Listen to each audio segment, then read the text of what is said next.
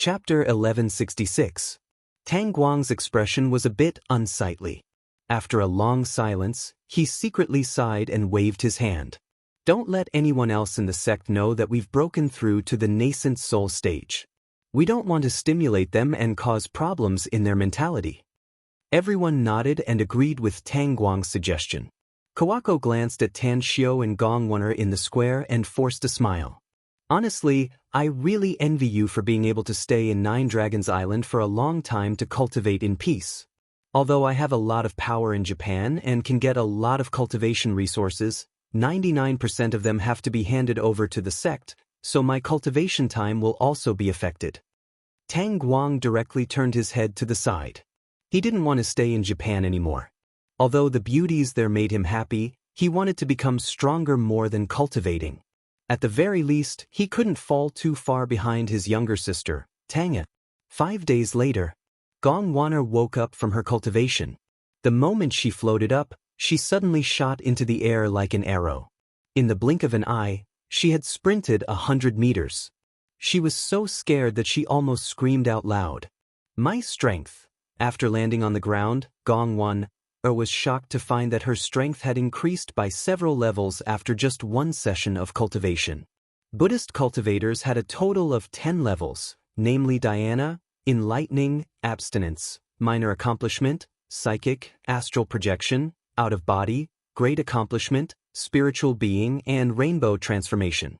Gong Wun'er was only at the late stage of abstinence before, but after just one session of cultivation, she found that she had reached the late stage of minor accomplishment. She had once fantasized about how long it would take for her to break through to the late stage of minor accomplishment. She felt that it would take another 10 years even with the help of a lot of cultivation resources. One session of cultivation. It was worth 10 years of painstaking cultivation. Gong Wun'er felt a huge amount of spiritual force entering her feet and immediately flew to the edge of the square. However, she was startled by her own speed once again. In nearly the blink of an eye, she appeared at the edge of the square and nearly bumped into Kawako, who had a strange expression on her face. What realm? Asked Kawako curiously. Gong Wun'er forced a smile and answered, the late stage of minor accomplishment. Kawako was surprised. You improved so much in one session of cultivation? It seems you can't control your power, can it? Yeah, I'm not used to it. Gong Wun'er said with a smile. I've also experienced this state before, said Kawako with a smile. Fortunately, Sect Master personally gave me special training and I finally managed to control the surge of power. You can beg the Sect Master. If he's in a good mood and thinks that you're worth nurturing, he'll probably give you special training. When you can completely control your own power, you can continue to cultivate and break through to a higher level. Special training? Gong Wun'er was surprised. I'm afraid you won't be able to understand it even if I tell you now. Kawako nodded and said, but you'll know how much benefits you can get as long as you can get Sect Master to personally train you. Mo appeared beside the two women and indifferently glanced at Gong Wun'er. Then he said indifferently, who in the Tang sect doesn't want to receive special training from Sect Master? How could someone who wasn't even an inner sect disciple of Tang sect be qualified to receive special training from the Sect Master? Let me give you a piece of advice. If you want to get special training from Sect Master, you must first make great contributions and become an inner sect disciple of the sect. Gong Wun'er didn't get angry and instead lowered her posture and asked, Elder Mo, how many contributions do I need to make in order to get the qualification to become an inner sect disciple? You can ask Sect Master if you want to know, said Mo indifferently. The 7th day. As the curtain of night fell, Tan Xiao slowly woke up from his cultivation. He let out a long roar that caused the entire island to slightly tremble. His figure flickered lightning fast and instantly appeared in midair. As he released a surging airflow, Blackface Buddha, Jade Buddha, and the others on a passenger ship on the coastline suddenly felt their bodies tighten. Just as they wanted to resist, a calm voice entered their ears. Masters, I've kept you waiting. I'm Tan Xiao, so please don't resist. In the blink of an eye, the surging airflow was like a ribbon that wrapped around the 14 eminent monks of the Buddhist sect and brought them to the square. As Tan Xiu's figure landed, the array that shrouded the world was destroyed. Blackface Buddha looked surprised and observed Tan Xiu. He immediately joined his palms together and respectfully said, "Congratulations, Sect Master Tang, you've made a breakthrough in your cultivation. Destroying the spiritual vein here and seizing the opportunity to break through to a new level is nothing to me," said Tan Xiu with a faint smile. "But the aura of the masters is much stronger, so you should have also made a breakthrough, right?" "There are many good things in the Jin camp," said Jade Buddha with a smile. "We found several items that are helpful to our cultivation, so we were able to smoothly advance further. Sect Master Tang, have you killed all the remnants of the Joyous Palace?" Tan Xiu nodded and said, "My subordinates have killed all the experts who stayed behind to guard the Joyous Palace. As for whether there are still survivors of the Joyous Palace outside, I don't know for the time being. But you can rest assured that I'll send my subordinates to stay here to investigate and hunt them down. No matter how many Joyous Palace survivors there are or how many surviving genetic warriors there are, they must die. We'll stay here together," said Blackface Buddha without hesitation. Tan Xiu shook his head and said, "Masters, even if there are enemies lingering at death's door, they're nothing but small shrimps that can no longer pose a threat. Therefore, Masters, please follow me back to China. It won't be a problem to leave this place to my subordinates." Blackface Buddha and Jade Buddha hesitated for a while, but they finally nodded silently out of trust for Tan Xiu. They had not stepped into modern society for many years, making them feel that they had become incompatible with it. Hence, they were willing to stay here. Tan Xiu then shifted to Gongwan, and Yuji and calmly said, "Since you've made your choice, then follow Kawako for the time being. I'll give you two a chance to join the Tang sect's inner sect.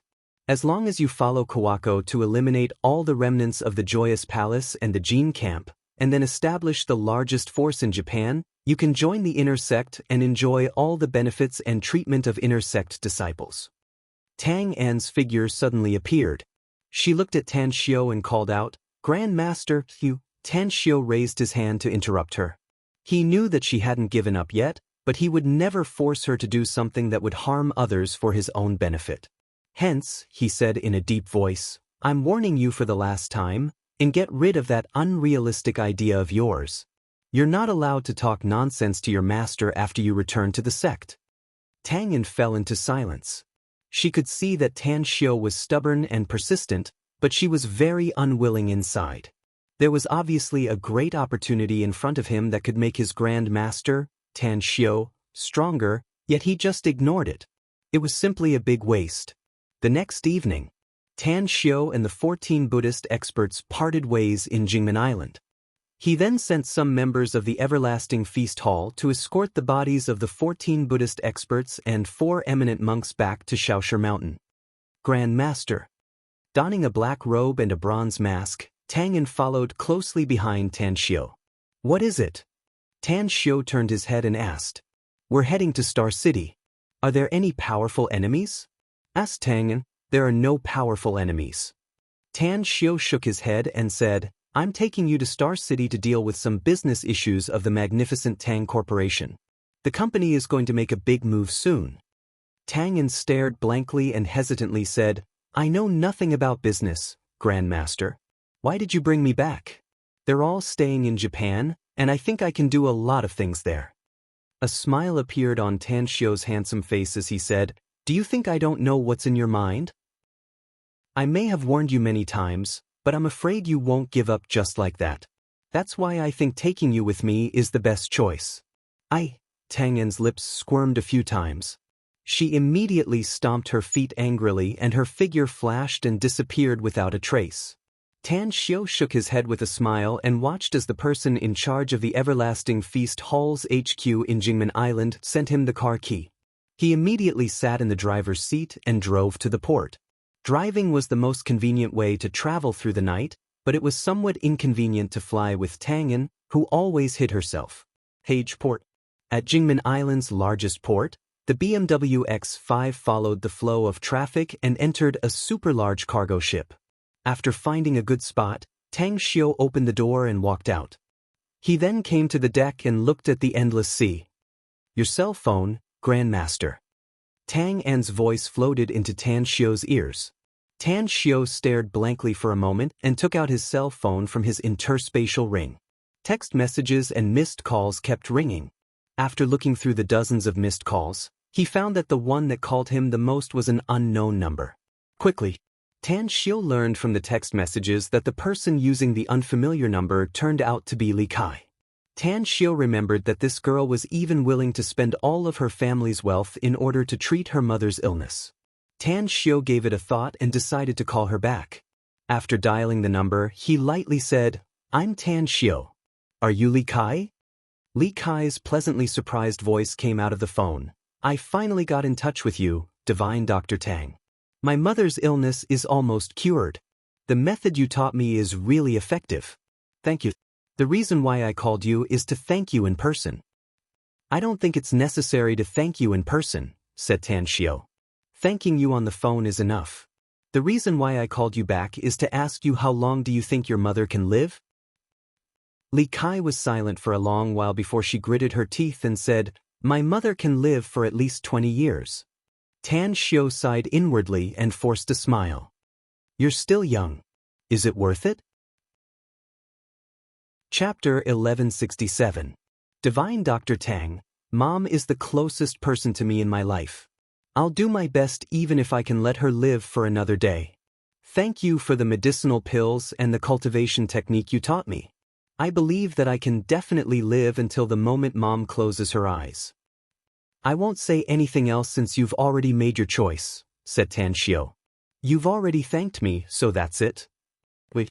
Li Kai's voice sounded a bit anxious as she quickly said, "Where are you now, Divine Dr. Tang?" "I want to see you." "Is there anything else?" asked Tan Xiu with a frown. "There's something else. It's very important," said Li Kai. Tan Xiu pondered for a moment and slowly said, "I'm rushing to Star City now. I need to deal with something there, so I'm afraid I'll be delayed for a long time. Come to Star City yourself if you're in a hurry. If not, wait for me to finish my business in Star City and then wait for me to return to Demonic City." "That's right, you and your mother should still be in Demonic City, right?" "Yeah, she's still with Big Brother Shaoquan," said Li Kai. "I'll head to Star City right away, Divine Dr. Tang. Let's talk about it when we meet." "No hurry. I'm afraid I'll arrive in Star City tomorrow afternoon," said Tan Xiu. "Then I'll wait for you in Star City." After hanging up the phone, a bit of softness flashed in Tan Xiu's eyes. Through the conversation just now, Tan Xiu found that he liked the girl named Li Kai. This kind of affection had nothing to do with the love between a man and a woman, but more of admiration. She was willing to sacrifice her lifespan for her mother, which was a huge price to pay. He wouldn't dare to say that no one could do such a thing in this era, but there were definitely only a few of them. "There's trouble, Grand Master." Tang An's voice came into his ears. Tang Xiu furrowed his brows and turned his head to look around. He found that more than a dozen burly and fierce-looking men were coming from the cabin. One of the burly men was grabbing onto a skinny man's shirt, almost dragging him over. "Listen to me, all of you. 20 yuan for each person's safety fee. If anyone doesn't pay up, don't blame us for being impolite." The burly man threw the skinny man on the deck and kicked him as he spoke. Tan Xiu furrowed his eyebrows slightly. Suddenly he heard two men in leather clothing talking 7 or 8 meters away. "It's those bastards again. They're blatantly extorting and blackmailing us. What bullshit security fee? You're just relying on the support of the Ouyang clan to be protected here. There's no other way." Their backer was the Ouyang family, and everyone in Jingmen Island knew how powerful the Ouyang family was. There were many passengers crossing the sea by boat, and almost all of them had been blackmailed by them. Many of them even chose to call the police, but what was the result? The police knew that they were from the Ouyang family, but they completely ignored them. "There's nothing we can do about it. We have to endure it. Fortunately, these people didn't ask for much money. I'll just treat it as 2 packs of cigarettes less." "Sigh, that's the only way." Listening to their conversation, Tan Xiu slightly furrowed his brows. He took out his mobile phone from his pocket and dialed Ouyang Lulu's cell number. After a while, Ouyang Lulu's sleepy voice came out of the phone. "Who is it? Disturbing my sleep in the middle of the night?" Tan Xiao couldn't help laughing as he said, "It's me, Lulu." After a while, Ouyang Lulu was pleasantly surprised as she called out, "Dear, you're back in Shanghai? Where are you now? I'll get up and find you." "I'm not in Shanghai right now. I just arrived at Jingmen Island's port. I'm about to rush back to Star City to deal with something. Anyways, I'm calling you because there's something I want to ask you." "What is it?" Ouyang Lulu sounded a bit disappointed, but she still asked. Tan Xiao said, "There's a group of people extorting money from the passing passengers on the liner from Jingmen Island to Guangyang Province. They said that they're collecting security fees, but in fact, they're extorting protection fees. The most important thing is that they're using the Ouyang family's banner. Do you know about this?" "I don't know." Ouyang Lulu was confused. "I used to take the liner to Guangyang Province, but I've never come across such extortionists. Do you want to call and ask?" Tan Xiao said, "These people's behavior is very bad. I think the Ouyang family is a big family, so they shouldn't care about money, right?" Ouyang Lulu quickly said, "Dear, I'll call my brother right away and ask him what's going on. If it's really their Ouyang family's people, I'll definitely teach them a lesson. If it's not because they're using the Ouyang family's banner to run amok, I'm afraid my brother will be furious." "Ouyang family? Lulu, aren't you also a member of the Ouyang family?" Tan Xiao asked with a strange expression. Ouyang Lulu was silent for a moment. Then, as though a barrel of gunpowder was ignited, she shouted, "Tan Xiao, you bastard! I'm telling you now, I'm not a member of the Ouyang family. Even if I was before, I'm not now. I'm a member of the Tang family, Tan Xiao. If I marry a chicken, I'll follow the chicken. If I marry a dog, I'll follow the dog. Even if I marry a monkey, I'll still follow him all over the mountain." Cough cough. All right. You're a member of my Tang family, all right?" Tan Xiao let out a hollow laugh. "Mph." Ouyang Lulu snorted and then hung up the phone. But a few minutes later, she called back. When Tan Xiao picked up the call, he heard Ouyang Lulu saying, "Dear, I've figured out what's going on. My brother knows about this matter. The one who collected the security fee on the liner was a man who once saved my brother, his subordinate. That's why my brother knew about this matter, but he just turned a blind eye and didn't care about it." Tan Xiao said, "Tell your brother to point out another way to make money for his benefactor. Don't let that group of local ruffians mess around on the liner in the future. The Ouyang family is a big family with a big business. I'm afraid there are many forces who have been eyeing the Ouyang family, wanting to catch their family's weakness.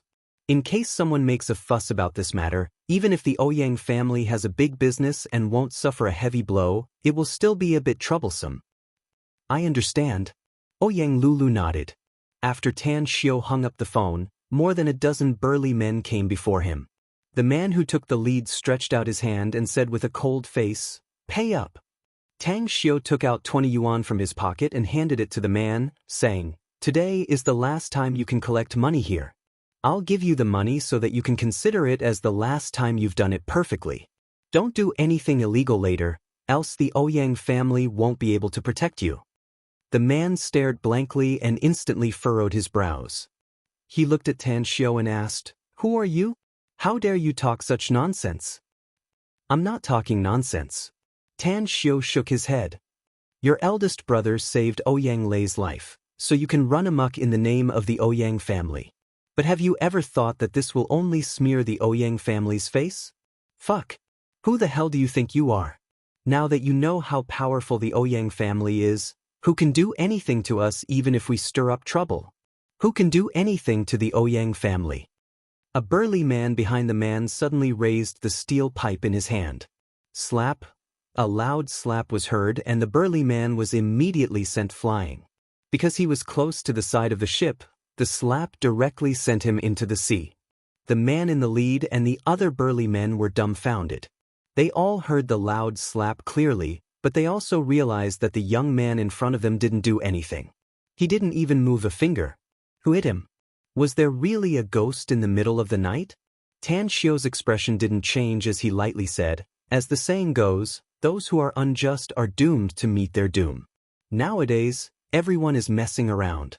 Some people look like upper-class people, but they are smart enough to use their brains and abilities to make money. Some people are just messing around, taking advantage of their power to bully others. They are arrogant and despotic. Such people may bully ordinary people, but if they encounter some big shots, I'm afraid they will cause a big disaster. What I said, is it right? The man who took the lead ordered more than a dozen men to go to the cockpit to stop the ship and rescue people. He didn't leave and looked at Tan Xiu's calm expression. He clenched the money in his hand and asked again, "Who exactly are you? Are you really not afraid of the Ouyang family? I might have some concerns if it were other families, but I'm not afraid of the Ouyang family at all," Tan Xiu said with a smile. "Because I also have a backer in the Ouyang family." The man frowned and asked, "Who is your backer in the Ouyang family?" Tan Xiu thought for a while before he pointed at his nose and said, "My woman, Ouyang Lulu." "Ouyang Lulu? His woman?" The man stared blankly for a moment before his complexion drastically changed. His body shivered a few times as he staggered back a few steps and exclaimed, "Are you Boss Tang?" Tan Xiu raised his hand to touch his face and said with a faint smile, "Time is really like a butcher's knife. I haven't shown myself in public for a long time, yet everyone doesn't recognize me. To be honest, it's too tiring after becoming famous. It's better to keep a low profile and relax." Plop. The man directly knelt in front of Tan Xiu and heavily kowtowed 3 times. Then, he squeezed out a smile that was uglier than crying and said with a trembling voice, "Boss? Boss Tang, we brothers have eyes but failed to see. We even took money from you. Please be magnanimous and spare us on account of the fact that our boss saved your brother-in-law's life. I promise I won't come out to ask for money again." Ring, ring, ring. Just as his voice faded away, the cell phone in his pocket suddenly rang. The man looked up and looked at Tan Xiu. Tan Xiu nodded and said, "Get up quickly and answer the phone." The man felt as though he was granted amnesty. After climbing up from the deck, he took out his cell phone and looked at the number on the screen. After seeing that it was his eldest brother, he immediately pressed the answer button and cautiously said, "Are you looking for me, eldest brother? I'm now on the liner. We'll immediately return when we arrive in Guangyang province." "You're already on the liner?" A man's voice came from the phone. Chapter 1168. The man in front of Tan Xiu nodded and bowed while holding a mobile phone in his hand. "We're indeed on the liner, eldest brother. Do you have any instructions for calling me?" "Stop collecting protection fees. Bring everyone to Guangyang province, and then come back here obediently. Don't go to the liner to collect protection fees from now on." "I just got a call from Brother Lei." A man's voice came from the phone. "Brother Lei? Biang Lei?"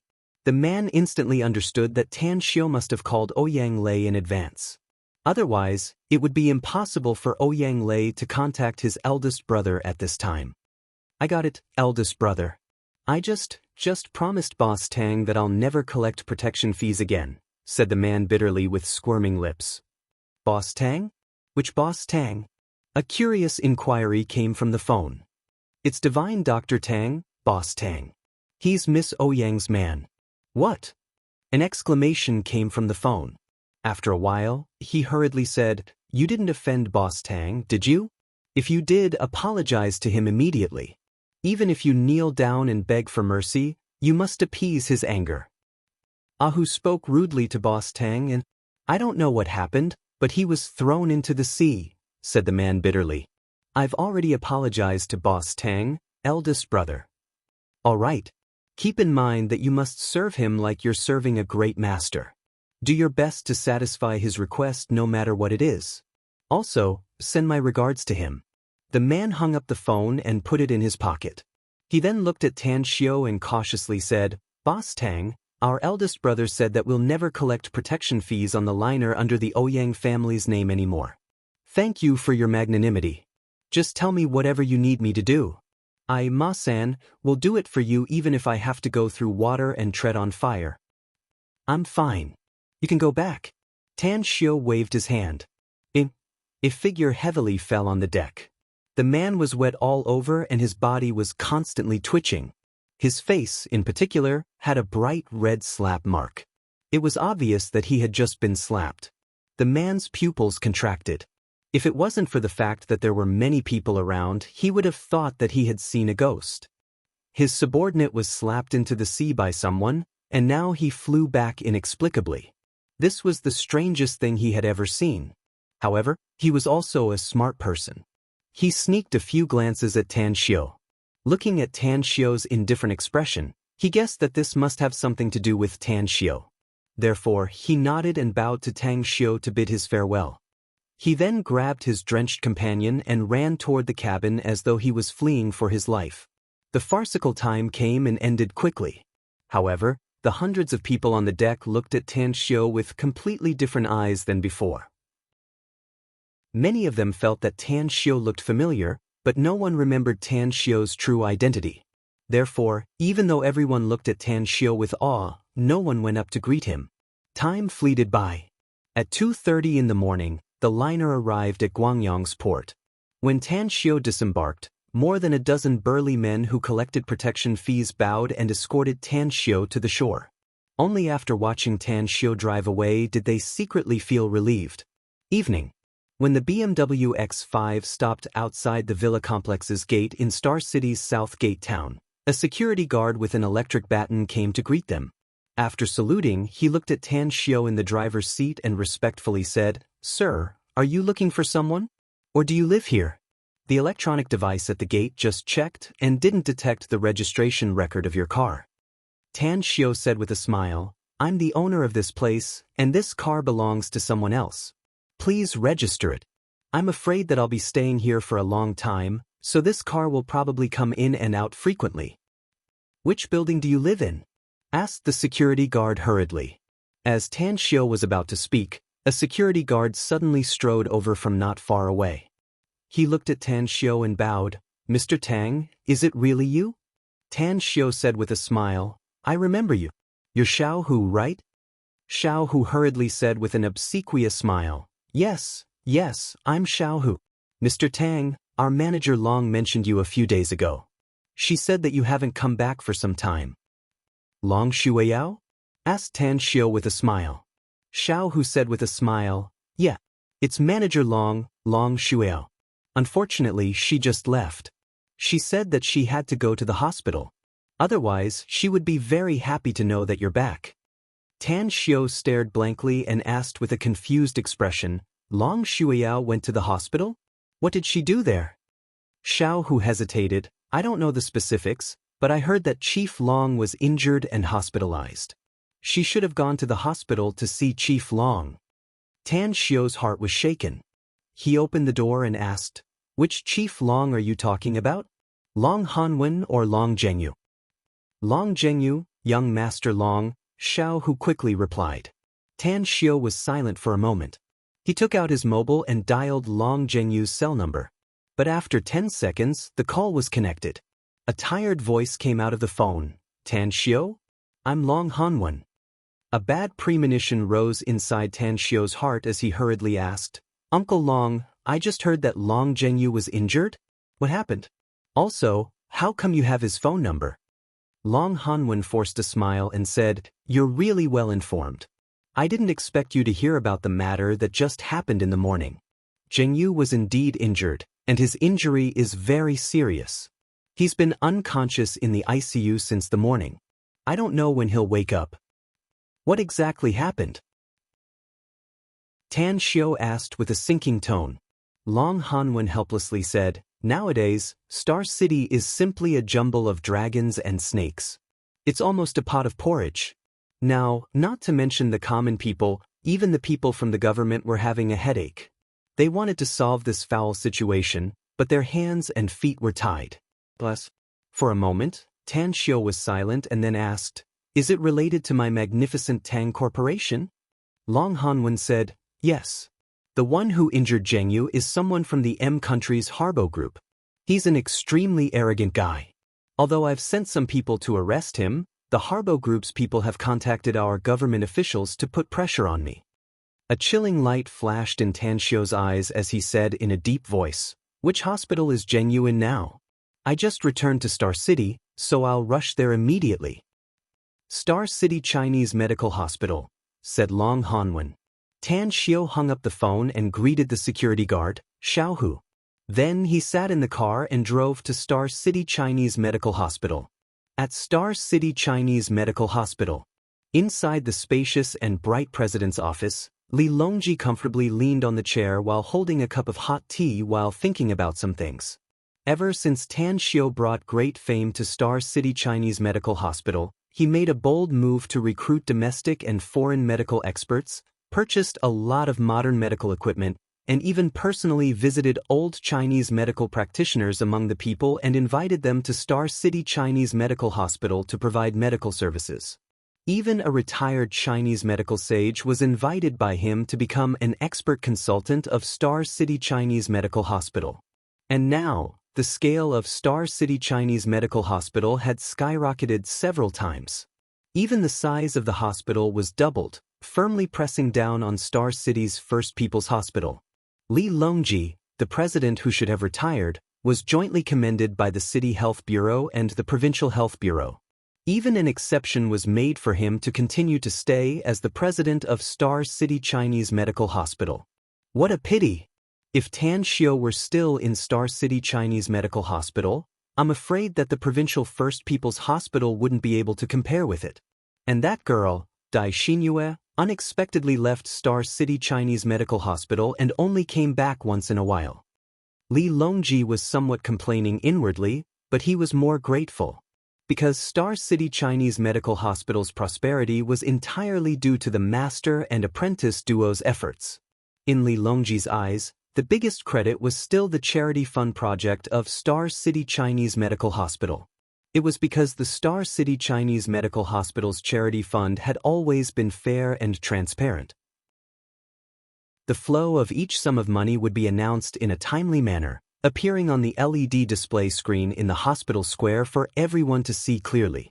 Furthermore, every patient or social citizen had the right to check all the fund's bills on the computer in the hospital's consultation hall. Therefore, it was widely praised by the society. Therefore, a large number of philanthropists and even foundations across the country would donate to Star City Chinese Medical Hospital. Some of them were anonymous, while some were famous.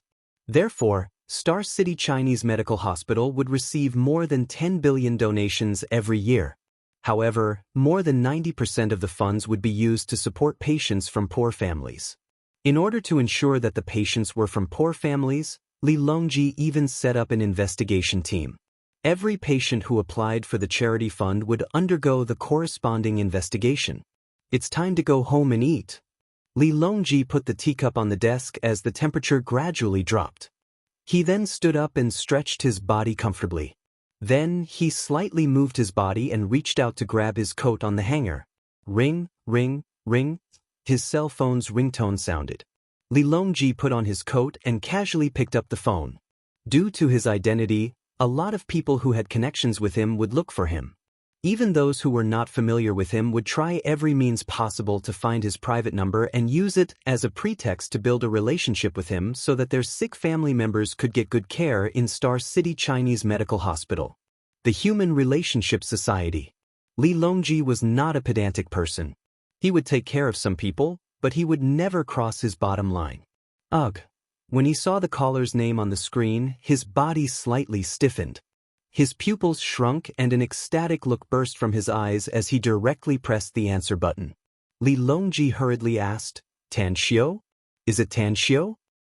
"Presidently, it's me," said Tan Xiao. "I'm now on the way to Star City Chinese Medical Hospital. If you're still in the hospital, we can meet later." Chapter 1169. Li Longji said excitedly, "You brat, it's been a long time since you last appeared. I thought you'd forgotten about me. I've been looking forward to seeing you for a long time now. I hope you can come to our Star City Chinese Medical Hospital again. Presidently, let's talk about the consultation later. There's something I need to ask you," said Tan Xiao. Li Longji's expression froze. Then he turned serious and said seriously, "Speak." Long Zhengyu was injured and is now in Star City Chinese Medical Hospital, right? Tan Xiao said. "How is his condition?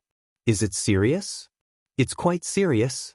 I've personally examined him. 3 of his ribs are broken, and his spleen has suffered a serious blow, resulting in a slight internal bleeding. His brain nerves have also suffered a heavy blow from the outside world, and he has yet to wake up from his coma. He's not out of danger yet. Also, the most tragic thing is his family jewels. If there's no special method, I'm afraid he can forget about being a man for the rest of his life. What? Tan Xiu exclaimed. His family jewels? He can forget about being a man for the rest of his life? A look of disbelief was revealed in Tan Xiu's eyes. At the same time, a murderous intent surged inside his heart. Long Zhengyu was one of the first friends he made after returning to Earth. If it weren't for Long Zhengyu, he wouldn't have been able to develop so fast all these years. He didn't even have enough funds to buy cultivation resources in the early stage. Later on, the two of them kept in contact. Although Long Zhengyu confided in him due to his identity, he really regarded Long Zhengyu as his friend. But now, it turned out that it was because of the magnificent Tang Corporation that those foreign consortiums came, causing Long Zhengyu to be seriously injured. I understand the situation, President Li. I'll be able to arrive at Star City Chinese Medical Hospital in about half an hour. Are you in the hospital or not? We'll talk about it then. Tan Xiu took a deep breath and spoke. I'm at Star City Chinese Medical Hospital now. Come over. Li Longji quickly said. Half an hour later, when Tan Xiu appeared at Star City Chinese Medical Hospital and parked his car in the parking lot, he saw Li Longji rushing over with 4 middle-aged doctors in white coats behind him. Tan Xiu. Li Longji stepped forward and held Tan Xiu's hand affectionately. Tan Xiu nodded and said, President Li, let's go to see Long Zhengyu now. I'll take a look at his condition. If there's any way to remedy it, I'll have to go all out. Otherwise, the disability of his body will have a huge impact on his life, and it may even destroy him. Li Longji nodded and said, He's in the ICU. I'll take you there myself. Also, by the way, let me introduce them to you. These 4 are specialists of Star City Chinese Medical Hospital. They are specialists of the Neurology Department, Internal Medicine Department, Neurology Department, and Urology Department. They are also Long Zhengyu's attending physicians. Tan Xiu nodded to the 4 people and said, I haven't been to Star City Chinese Medical Hospital for a long time. I didn't expect that the hospital has changed so much. It was much grander than before, and there were also more patients than before. I'm afraid the scale has already surpassed Star City First Public Hospital, right? Li Longji smiled and said, It's all thanks to you. Without you, I'm afraid that the current Star City Chinese Medical Hospital would still be the same as before, a pool of stagnant water. After a simple greeting, Tan Xiu was led by Li Longji to the newly built inpatient department building. Tan Xiu didn't wear a sterile suit and directly went inside. He looked at Long Zhengyu, who was wearing an oxygen mask and had several tubes inserted into his body. Tan Xiu then reached out to check his pulse. A minute later, Tan Xiu reached out to pull out all the tubes on Long Zhengyu's body, even the oxygen mask. He then took out a holy healing pill from his interspatial ring and stuffed it into Long Zhengyu's mouth. He then injected a wisp of primal chaos force into his body to help him digest the holy healing pill. After that, Tan Xiu looked at Li Longji's group of 5 who came in wearing sterile clothes and said in a deep voice, President Li, I'll personally treat Long Zhengyu. The hospital only needs to arrange the care. Are you sure you can heal him? Asked Li Longji hurriedly. Tan Xiu pondered for a moment and slowly shook his head. I can heal his injuries, but I can't treat the damage to his brain unless I can find a medicinal herb. What medicinal herb? Asked Li Longji. The questioning heart flower, answered Tan Xiu. Li Longji was stunned, and the other 4 also frowned. They quickly exchanged glances and shook their heads, indicating that they had never heard of this medicinal herb. Tan Xiu forced a smile and said, Actually, I don't know where to find this medicinal herb. It's too rare and generally only grows in volcanic craters with frequent eruptions. Forget it. I'll think of other ways to make him recover as much as possible. Your medical skills are superb. I believe you can do it. Li Longji nodded. Tan Xiu didn't speak again and signaled the 5 to go out first. He then began to adjust Long Zhengyu's bodily functions and used his primal chaos force to nourish his damaged body. Half an hour later, when Tan Xiao stepped out of the ICU's door, he saw more than a dozen people waiting outside. Aside from Li Longji's group of 5, the Long family, Kang Xia, and Andy were also there. Tan Xiao, Zhenyu, how is he? Long Hanwen stepped forward and grabbed Tan Xiao's hand. His eyes were full of expectation. Uncle Long, I've treated Zhengyu's external injuries, so there won't be any problem. Tan Xiao comforted him.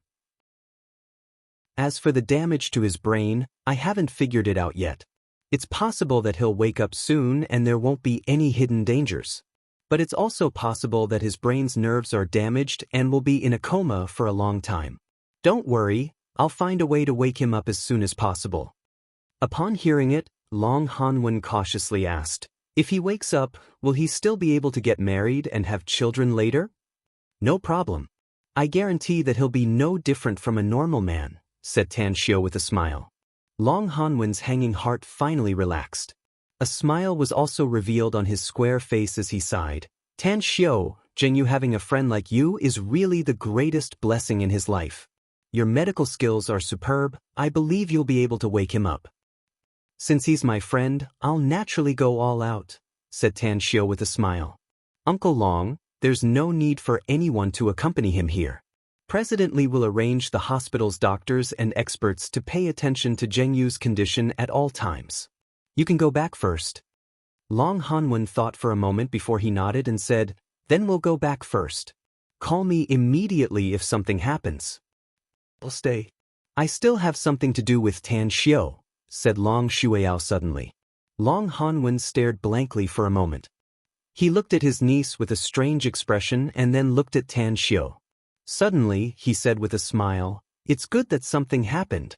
Shuiao, you accompany Tan Xiao well. No matter what request he has, you must try your best to satisfy him. Everyone present was a smart person. Upon hearing Long Hanwen's words, they all revealed a smile full of deep meaning. However, when Andy quickly squeezed to Tan Xiao's side and held Tan Xiao's arm, whether it was Long Hanwen or the surrounding people, the smile on their faces froze. Tan Xiao secretly forced a wry smile inwardly.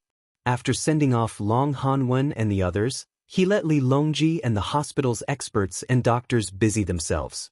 Then, he looked at Long Shuiao and asked, what's the matter that you're looking for me for? Long Shuiao hesitated for a moment before she said, the day after tomorrow, can you go with me to my friend's wedding ceremony? You want me to go with you to your friend's wedding ceremony? Tan Xiao was confused. Are you looking for the wrong person? You should look for your boyfriend for this kind of thing. I don't have a boyfriend, and it's not what you think, said Long Shuiao with a wry smile. My friend is a bit special. You may be able to cure her illness if you go with her. Come to the hospital to see a doctor, Tan Xiao said. Long Shuiao glanced at Kang Xia and Andy and said, her situation is very complicated, and it's not convenient for me to explain it to you now. You just need to tell me whether you can accompany me or not. The time will be very short, and it will only delay you for a few hours at most. Tan Xiao pondered for a moment and then said, I can't promise you for the time being. Long Zhengyu was seriously injured, and my magnificent Tang Corporation is responsible for it. I need to solve this matter thoroughly. So be it. Wait for my reply tomorrow night. If I can spare some time the day after tomorrow, then I'll promise you, all right? All right. Long Shuiao understood Tan Xiao's intention. She nodded and said, then I'll wait for your call tomorrow night. Goodbye. Tan Xiao watched Long Shuiao's back disappear at the corner of the corridor in front of him. Then, he retracted his gaze and asked with a frown, Kang Xia, what's the situation with those foreign companies now? Kang Xia forced a wry smile and said, our products have been dismantled and looking for distributors. Suddenly, businessmen from all over the world seem to have rushed here. We only have a few products, but the number of companies has exceeded 200. Among them, only God's Nectar alone has more than 100 large companies wanting to cooperate with us. The most important thing is that all of them are waiving their checks. Even if our company's request is a bit excessive, they are willing to cooperate. Tan Xiao sighed. our magnificent Tang Corporation is like an old hen that can lay golden eggs in front of those world-class large companies. Whoever has the ability to board the ship of our magnificent Tang Corporation means that a lot of money will fly into their pockets. However, as for the company that injured Long Zhengyu, kick them out of the company. It's been excluded, said Kang Xia.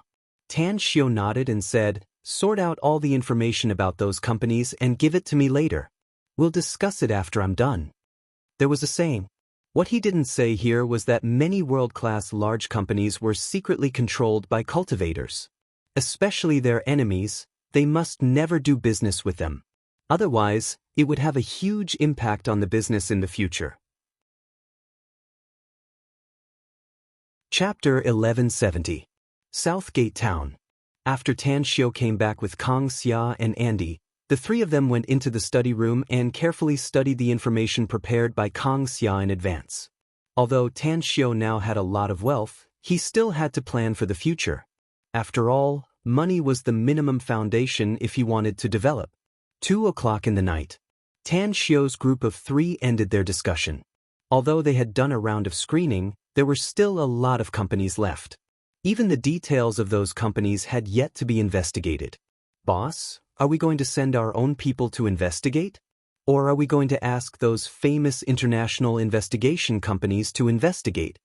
Andy was an extroverted person, but she was a bit unusual tonight. Aside from some of her own thoughts, she rarely spoke. I don't trust those international investigation companies, said Tan Xiu. Maybe those investigation companies have a deep relationship with some companies, and it's even possible that the boss behind them is the same person.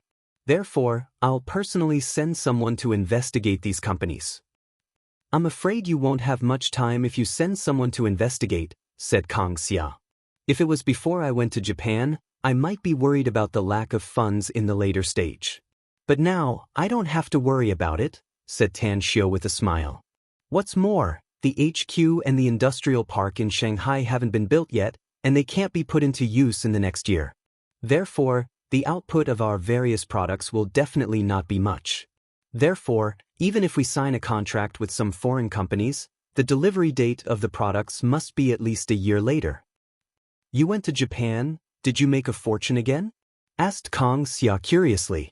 Tan Xiu thought for a moment before he took out a set of jewelry from his interspatial ring and handed it over to Kang Xia. He then said with a smile, my harvest is huge. Anyone who sees that wealth will be shocked. This set of jewelry is one of them. I'll give it to you.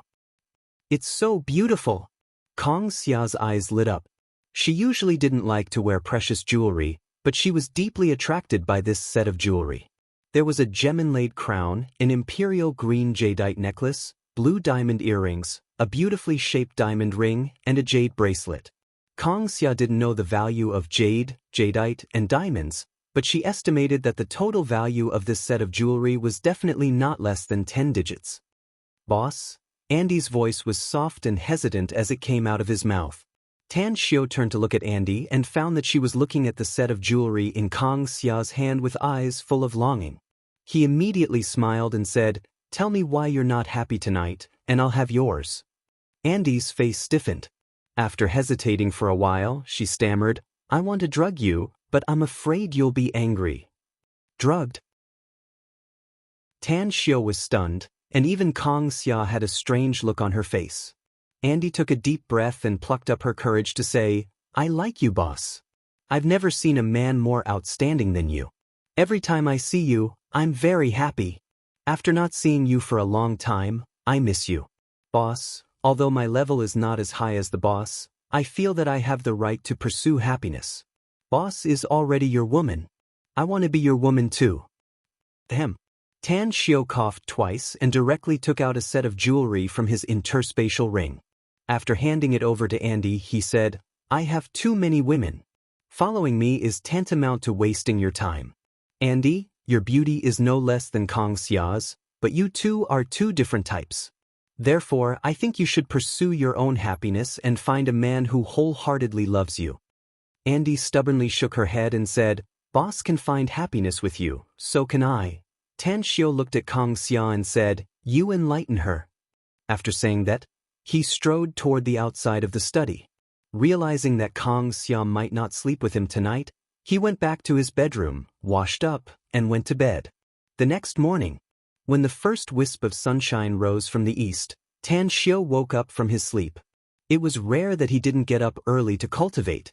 After slowly sitting up, he picked up the mobile phone from the bedside table and dialed Hao Lei's cell number, saying, "Come to Star City to see me as fast as possible. Also, announce the news in the name of Grand Fortune Jewelry that on December 1st, Grand Fortune Jewelry will hold a large-scale auction in Shanghai. We sincerely invite all the local tycoons who like gold, silver, jewelry, and antiques from all over the world. Also, remember to make the gimmick loud and clear. Announce to the outside world that all the guests participating in the auction can use at least 9 digits of funds. This is the minimum threshold." Hao Lei exclaimed, "Sovereign, isn't the threshold a little too high to be able to use the funds of at least 100 million yuan? There may be a lot of billionaires, but you're asking for funds that can be used. It's equal to liquid capital. Do we have so many good things to auction? You don't need to worry about the auction items.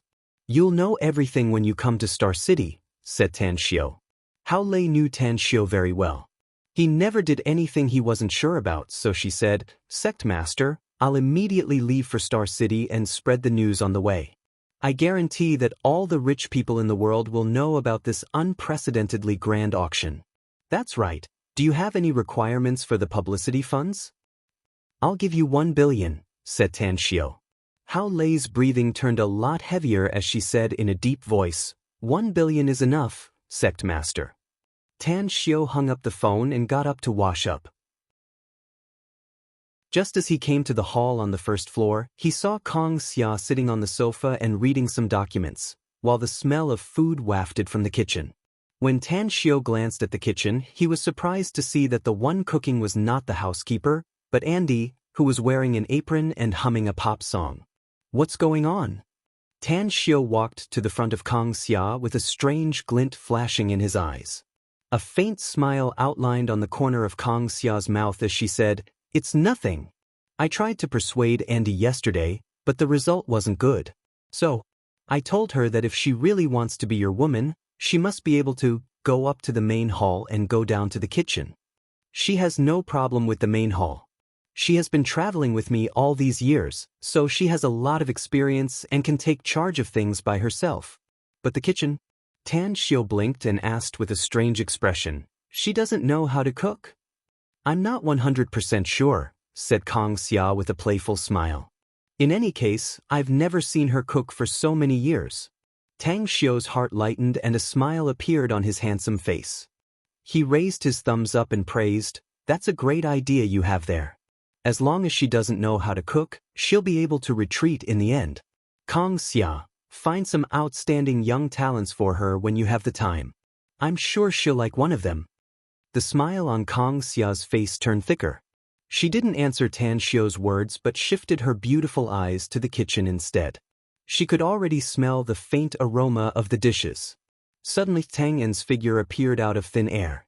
She didn't even glance at Kang Xia and directly cupped her fists toward Tan Xiao. "Long Hanwen is here, Grand Master." Tan Xiao nodded and walked out of the hall. Just as he came to the courtyard's entrance, he saw Long Hanwen getting out of the car with a murderous look on his dignified face. "Uncle Long," Long Hanwen nodded and said, "There's something I want to discuss with you, Tan Xiao." "Let's go inside and talk," said Tan Xiao. Quickly, both of them appeared in the study room on the second floor. As soon as they took a seat, Kang Xia came into the guest room with fragrant tea. She personally poured the tea for them and closed the door from the outside as she left the room. Long Hanwen retracted his gaze from the door and sighed. "Kang Xia is a good woman. You're truly blessed." Tan Xiao let out a faint smile and said, "Uncle Long, you didn't come here just to praise Kang Xia, did you?" Long Hanwen's expression turned solemn as he looked at Tan Xiao and asked, "May I know how you're going to solve the issue with the Harbo Group of Country M?" Kang Xia has already informed the Harbo Group of Country M that the magnificent Tang Corporation will never do business with them, answered Tan Xiao. Long Hanwen furrowed his brows and asked, "Is that all? What do you think, Uncle Long?" asked Tan Xiao with a meaningful expression. Long Hanwen was silent for half a minute and then said with a bit of killing intent, "The one who seriously injured Zhengyu must be punished. Although I've sent my men to cripple him and he's still in custody, the one who ordered him to hit Long Zhengyu is someone else. I won't be able to swallow this anger if I don't make the other party pay the price." Uncle Long, the reason why you haven't dealt with the instigator should be because of the magnificent Tang Corporation, right? Asked Tan Xiao. That's right, answered Long Hanwen directly. Tan Xiao took a deep breath and his expression turned serious. Then, he said with all seriousness, "I accept your kindness, Uncle Long. Since the other party has seriously injured Zhengyu in our territory, we can't end this matter so easily.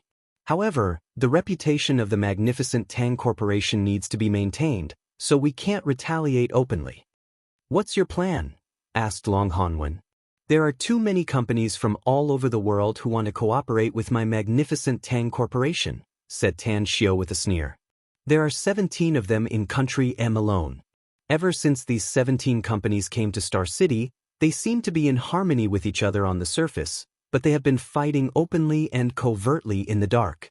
Kong Xia gave me some information she sorted out last night, so I know that the Harbo Group has been in conflict with the other 3 companies in private, and they have always had the upper hand. If those 3 companies can join hands to deal with the Harbo Group, I'm sure the Harbo Group won't have a good time. I can guarantee that all the people from the Harbo Group, especially the instigator behind the scenes, will never be able to leave Star City and China unscathed. Sorry, there's an important reception event today, so I'm done with the update. Please forgive me. I'm still looking for monthly votes and recommendations if you don't have them. Thanks, brothers and sisters." Chapter 1171. In just half an hour, Tan Xiao had explained all his plans and discussed it with Long Hanwen. Finally, they finalized a perfect plan. "Are we having breakfast here, Uncle Long?" asked Tan Xiao with a guilty conscience after discussing the proper business. "Since we've made the plan, then I'll go back and prepare ahead of time." Long Hanwen shook his head. "On the way here, the City Public Security Bureau's leaders and the Harbo Group's people have arrived at my residence. I'll deal with them first and wait for your arrival." "All right." Tan Xiao felt relieved inwardly and sent Long Hanwen out of the house with a smile on his face. When Tan Xiao returned to the living room on the first floor, he saw Andy coming out of the kitchen wearing an apron. What made Tan Xiao laugh and cry was that Andy's delicate and lovely face had some pot ashes on it, making her look very distressed. "She doesn't look like someone who can cook."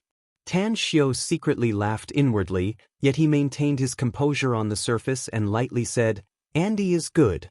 You even took the initiative to make breakfast. Have you already prepared it? I'm already hungry." Andy glanced at Kong Xia and stammered, "Are you going to keep your word, boss?" "I may not be the emperor, but I've always been a man of my word." Tan Xiao nodded. Upon hearing it, Andy immediately asked, "Kong Xia said that if I want to be your woman, I must be able to go to the main hall and cook in the kitchen. She also said that if I can cook, you'll agree to let me be your woman. I want to know if you're going to keep your word or not." Tan Xiao turned his head to glance at her and saw her nodding at him with a smile. Then he slowly said, "I've eaten a lot of exotic delicacies, and ordinary dishes are simply hard to swallow in my eyes. If you can't cook, then just give up on this idea." Andy pretended to be angry. "You haven't eaten yet. How do you know my cooking isn't good?" Tan Xiao stared blankly for a moment as he carefully sized her up a few times. He found that her eyes were erratic and had a guilty look on her face. Then he said, "If your cooking is really good, then I'll consider it. But if your cooking is bad or just average, then listen to Kong Xia's arrangement and seize the time to go on a blind date and find a boyfriend." Kong Xia interrupted and said, "Boss, if you don't kill Andy, she won't give up. You don't want to be pestered all the time, do you?" Tan Xiao thought about it and felt that Kong Xia's words made sense. However, he was still a bit worried. He released his divine sense and quickly covered the dining room. He found that there were already 4 dishes on the dining table. What made him secretly amused was that the appearance of the 4 dishes was too horrible to look at. Especially the fish, the skin was black and clearly burnt. "Andy, If I like your cooking, then I'll accept you. But if I'm not satisfied with your cooking, then we'll never talk about this matter again. It proves that we're not fated to be together, Tan Xiao said seriously. The story. Andy turned around. Her somewhat pitiful expression suddenly turned into a smiling face like a blooming flower when Tan Xiao couldn't see it clearly. Even her footsteps were very light. After taking Tan Xiao and Kong Xia to the dining room, she personally scooped the boiled soup from the clay pot and served a bowl of rice to Tan Xiao and Kong Xia. Then, she sat opposite to the two and said, "Taste it and tell me your real feelings." Kong Xia smiled and picked up the chopsticks. While picking up the food, she smilingly said, "I'm the witness, so I'll definitely tell you my real feelings." After saying that, she picked up a piece of sour and spicy shredded potato. After a while, an arc outlined on the corner of her mouth as she looked at Tan Xiao and said, "This potato is pretty good." Tan Xiao rolled his eyes and also picked up a piece of sour and spicy shredded potato with his chopsticks. When he put it in his mouth and chewed it a few times, his expression instantly froze. This taste is good. Even though Tan Xiao was accustomed to eating exotic delicacies, he still felt that this seemingly terrible sour and spicy shredded potato actually tasted really good. After a while, after swallowing the sour and spicy shredded potato, he calmly went to pick up other dishes. Andy hurriedly asked, "How is it? How's the taste?"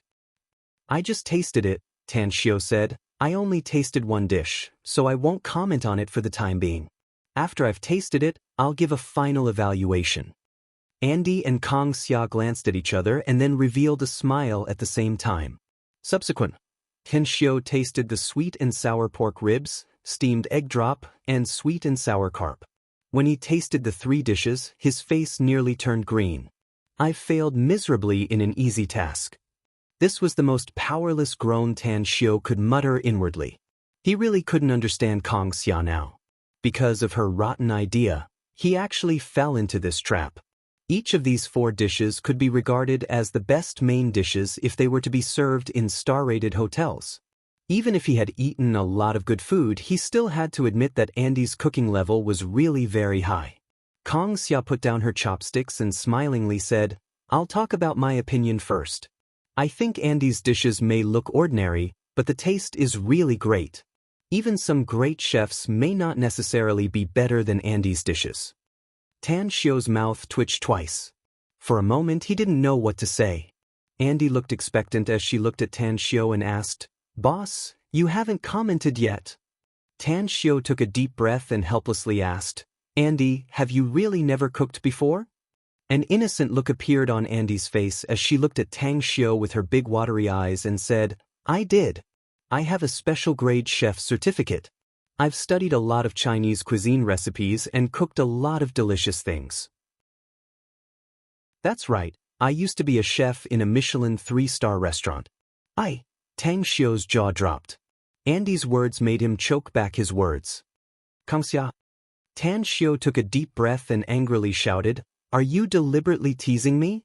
What the hell is going on in your head? Is it really fun to dig a trap for me to jump into?"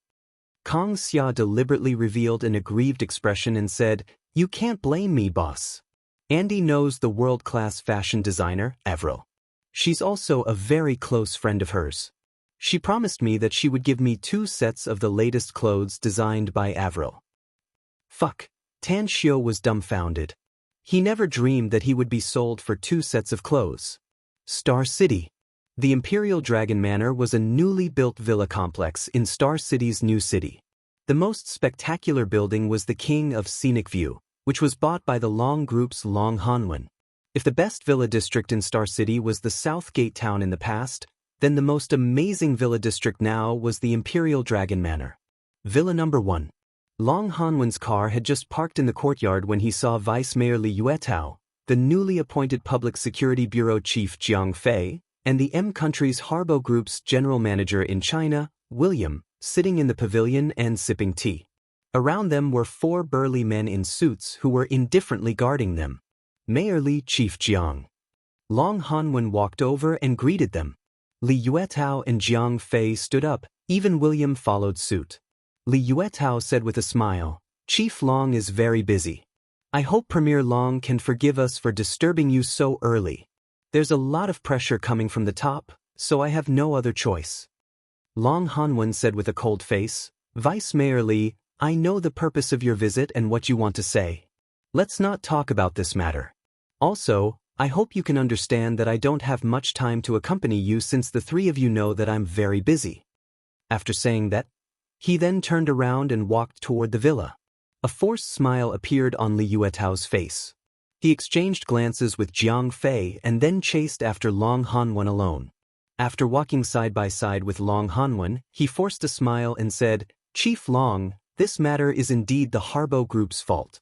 I'm afraid I'd also be very angry if I were you. But it has happened and Kalsaland has been locked up by you for a day. Shouldn't the anger in your heart be appeased? This time, William has come personally with great sincerity. He wants to discuss a solution with you. Discuss a solution? Long Hanwen snorted angrily. Are you kidding me? My son is still lying in the ICU of Star City Chinese Medical Hospital and his life and death are still unknown. Do you think I'll let this matter go so easily? This matter can be discussed if my son can recover. But if something bad happens to him, I'll make that Kalsaland pay for my son's life.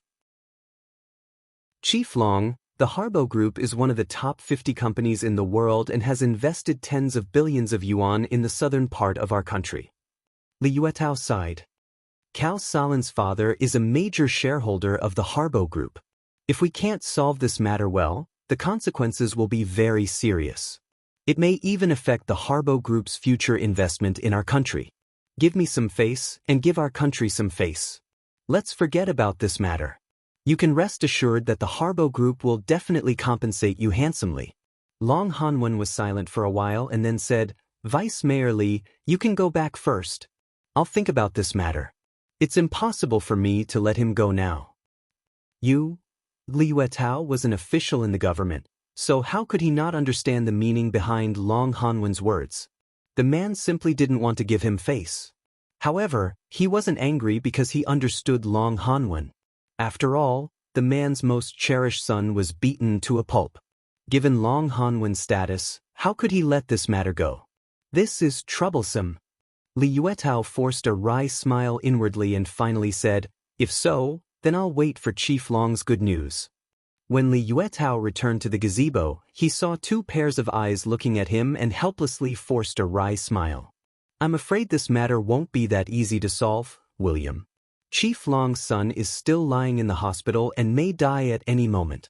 Speaking of which, even if you're a foreign investor, even if Chief Long didn't personally send his men to detain Kalsaland, I'm afraid the Public Security Bureau will arrest him. So let's put this matter aside for now. Chief Long is now in a state of anger. Maybe his anger will disappear after his son's injury is healed. At that time, we can plead for leniency and solve this matter smoothly. Chapter 1172. The enmity between the Harbo Group and the local tyrant, the Longsher Group, had spread like wildfire in Star City in just one day. Not only did the major companies from all over the world come to Star City to seek cooperation with the magnificent Tang Corp learned about it, but even the common people also learned about it. Everyone. They had already moved their stools and were waiting to watch this once-in-a-century show. Countless pairs of eyes were staring at the Imperial Dragon Manor where the Long family was located, the Long Group's HQ, and even the Long's dining hall where the Harbo Group's head lived. At the same time, the magnificent Tang Corporation's HQ and even Kong Xia's villa complex were also targeted by countless people. The news that Star City's Vice Mayor Li Yuetao, the City Public Security Bureau's Director Jiang Fei, and the Harbo Group's head in China, William, went to the Imperial Dragon Manor together spread out in a short time, causing countless pairs of eyes to fixate on the Imperial Dragon Manor, waiting for the outcome of the good show. It failed. When the three of them left the Imperial Dragon Manor, all the forces were in an uproar. No one believed that Long Hanwen was so arrogant that he didn't even give face to a high-ranking government official. What's more, he didn't expect Long Hanwen to be so unyielding. It was obvious that he wanted to go all out against the Harbo Group. However, at this time, another piece of news quickly spread throughout Star City. Tan Xiu, the magnificent Tang Corporation's big boss, had just returned to Star City. It was rumored that Tan Xiao and Long Zhengyu, the young master of the Long Corporation, were very good friends. Long's dining hall. William, the head of Harbo Group in China, had just returned to the hotel and was about to call the group's major shareholder, Calsalin's father, when he heard a hurried knock on the door. "Come in," William said in a deep voice. After a while, a dark-skinned middle-aged man pushed the door and entered. He came to William and reported, "Sir William, I just got the news that the magnificent Tang Corporation's big boss, Tan Xiao, has just returned to Star City. Rumor had it that Mr. Tang had a good relationship with Long Zhengyu of the Long Group. If my guess is correct, he should have come back specifically for Long Zhengyu." William's expression turned extremely unsightly in an instant. He had received a notice from the magnificent Tang Corporation that they refused to cooperate with the Harbo Group. Now that the big boss of the magnificent Tang Corporation had returned, it was likely that he was standing in the same camp as the Long Group. However, what about that bastard Solon?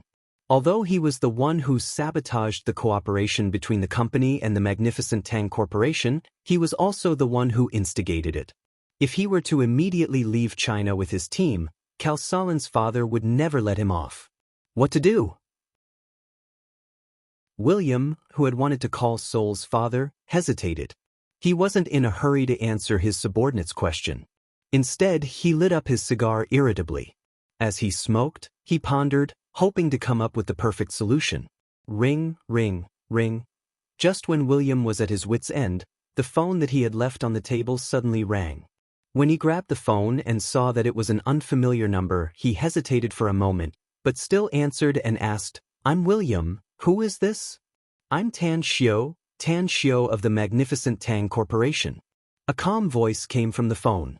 William stared blankly and suddenly had a bad premonition. He hurriedly said, "Hello, Boss Tang. I'm really pleasantly surprised. I didn't expect that you would call me." "God, it's my pleasure. I already know about the matter between your Harbo Group and the Long Group, Mr. William," said Tan Xiao. "I may be friends with Long Zhengyu, but you also came here for my company. I won't just sit idly by since something happened to you in Star City. If it's convenient for you, I hope you can come to the magnificent Tang Corporation immediately. Let's meet and have a chat." "All right, I'll be there right away." William hung up the phone with a confused look on his face. What's going on? The magnificent Tang Corporation's big boss, Tan Xiao, didn't call me just to make things difficult for me? Instead, it seems like he wants to help me? At the magnificent Tang Corporation's HQ. When 4 black Mercedes-Benz cars slowly stopped at the entrance of the building, many people coming in and out looked at them. Although there were a lot of fleets coming to the company these days, each wave of fleets coming to the magnificent Tang Corporation always attracted a lot of attention. What's going on? Many people who were entering and exiting the place opened their mouths wide when they saw what happened next. Their eyes were filled with disbelief. It was because the goddess in their eyes, Kang Xia, the general manager of the magnificent Tang Corporation, quickly got out of the second Mercedes-Benz and quickly went to the other side and opened the door herself. Who could have such a big face? Who could make Kang Xia, the general manager of the magnificent Tang Corporation, open the door?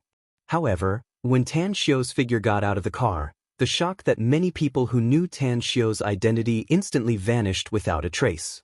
Although Tan Xiao had always been elusive, and Kang Xia had always been in charge of the magnificent Tang Corporation's business affairs, he was, after all, the magnificent Tang Corporation's boss.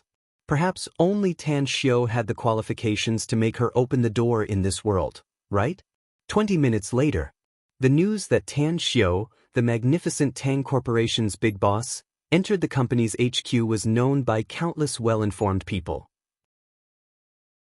However, just as everyone was speculating what Tan Xiao would do after returning to the company, many people were filled with incredulity. It was because William, the general manager of the Harbo Group in China from Country M, led several of his men and hurriedly entered the magnificent Tang Corporation's HQ. Even the security guards at the gate did not stop them. On the 18th floor of the building, Tan Xiao was sitting quietly in the reception room with a cup of hot tea in his hand. He looked at the restless William, who was sitting in front of him. After a long silence, he slowly said, "Mr. William, I already know everything about you and the Long Group. To be honest, I'm very dissatisfied. You came to China and Star City to discuss business with my magnificent Tang Corporation, not to pick a fight and clash with the local bullies. Your actions will bring serious damage to our magnificent Tang Corp's reputation." "It's not that serious, is it, Boss Tang?" asked William with a forced smile. "How can it not be that serious?" Tan Xiu sneered. "Everyone knows that your Harbo Group came from my magnificent Tang Corporation. Don't tell me it won't affect my company's reputation by making trouble here?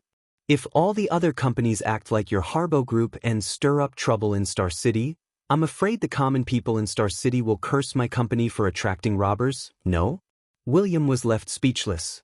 Although Tan Xiu's words were not pleasant to hear, he knew that it made sense. If the heads of all the major companies in the world were to cause trouble in Star City, it was very likely that the magnificent Tang Corporation would be cursed by countless people. At that time, the reputation of the magnificent Tang Corp would be greatly affected. "You got nothing to say?" asked Tan Xiu lightly. "What Boss Tang said makes sense," said William bitterly. "It's indeed our fault in this matter. Please forgive us, Boss Tang. My Harbo Group will issue an announcement later to apologize to your magnificent Tang Corporation and the Long Group. Do you think you can help us get Cal Saland back from the Long Corporation? I think it's best for you to hold a press conference before we go to the Long Group to get him back." Tan Xiu nodded and said, "Let's announce the apology to the public. Only in this way can I help you find the big boss of the Long Group, Long Hanwen." William opened his mouth and immediately turned to the secretary next to him. "Draft the apology immediately and hold a press conference to apologize to the magnificent Tang Corporation and the Long Group through the media." "Understood." As William's secretary left, Tan Xiu suddenly became enthusiastic. Although William didn't want to give up and wanted to talk about some cooperation with Tan Xiu kept playing Taiji in front of him and didn't answer his question at all.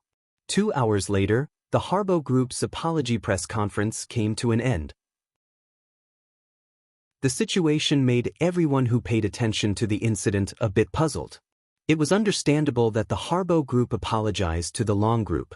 After all, their people had seriously injured the Long Group's young master, Long Zhenyu. But why did they apologize to the magnificent Tang Corporation? Just because they came for the magnificent Tang Corporation, yet they apologized for such a trivial matter of reputation? Shortly after, all the forces heard the news that the magnificent Tang Corporation's big boss, Tan Xiu, and the Harbo Group's head of China, William, left the magnificent Tang Corporation's HQ and rushed to the Imperial Dragon Manor. At the Imperial Dragon Manor. At home, Long Hanwen was reading the company's documents and constantly answering phone calls. Some of them were calling to express their concern for his young master, Long Zhenyu, while some were calling to plead for leniency. Of course, there were also some who were as angry as Long Hanwen. In short, at this time, countless forces and people had their own ulterior motives and were waiting for the next good show to be staged. Knock, knock. The study's door was knocked as Long Hanwen's secretary came in and respectfully reported, "Boss, Mr. Tang and William of the Harbo Group are here." Long Hanwen slowly got up and walked out of the villa's hall. Then he saw Tan Xiu and William standing in the courtyard. He didn't even glance at William and walked toward Tan Xiu. He squeezed out a smile and said, "Why are you here, Tan Xiu? Don't tell me you're also a lobbyist for some people?" "Uncle Long, I can only get straight to the point since you mention this matter now," said Tan Xiu with a smile. "No matter how wrong the Harbo Group's people are, they still came for my magnificent Tang Corporation, so I hope Uncle Long can give me some face and release that Su Luan bastard." "You and Zhenyu are friends, Tan Xiu?" Long Hanwen frowned and said, "He's seriously injured and hospitalized and is still unconscious. How can you still speak for outsiders?" "Uncle Long, I may hate them, but this matter is still related to the magnificent Tang Corporation," said Tan Xiu with a helpless expression. "Haven't you heard about it? My company has notified them that we refuse to cooperate with them because of this matter." Chapter 1173. In front of Long Hanwen, Tan Xiu nearly exhausted all his words, coaxing and pestering him with all kinds of flattering words, yet Long Hanwen didn't loosen his grip. At the side, even an experienced and knowledgeable person like William secretly felt a bit grateful for Tang Xiu's dedication in handling this matter. Tang Xiu, you don't need to say any more. My son is seriously injured, so he must pay a painful price. Long Hanwen clenched his fists and spoke with a gloomy expression. Tang Xiu exchanged glances with William. Then he gritted his teeth and stretched out a finger, saying in a deep voice, Uncle Long, since you want them to pay the price, then I'll pay the price. 100 million as compensation for Zheng Yu's medical expenses. What do you think? Long Hanwen squinted his eyes and sneered, My Long family may lack everything, but we're not short of money. 200 million. Tang Xiu said in a deep voice. Long Hanwen was silent for a moment and then sneered, I told you that my Long family is not short of money.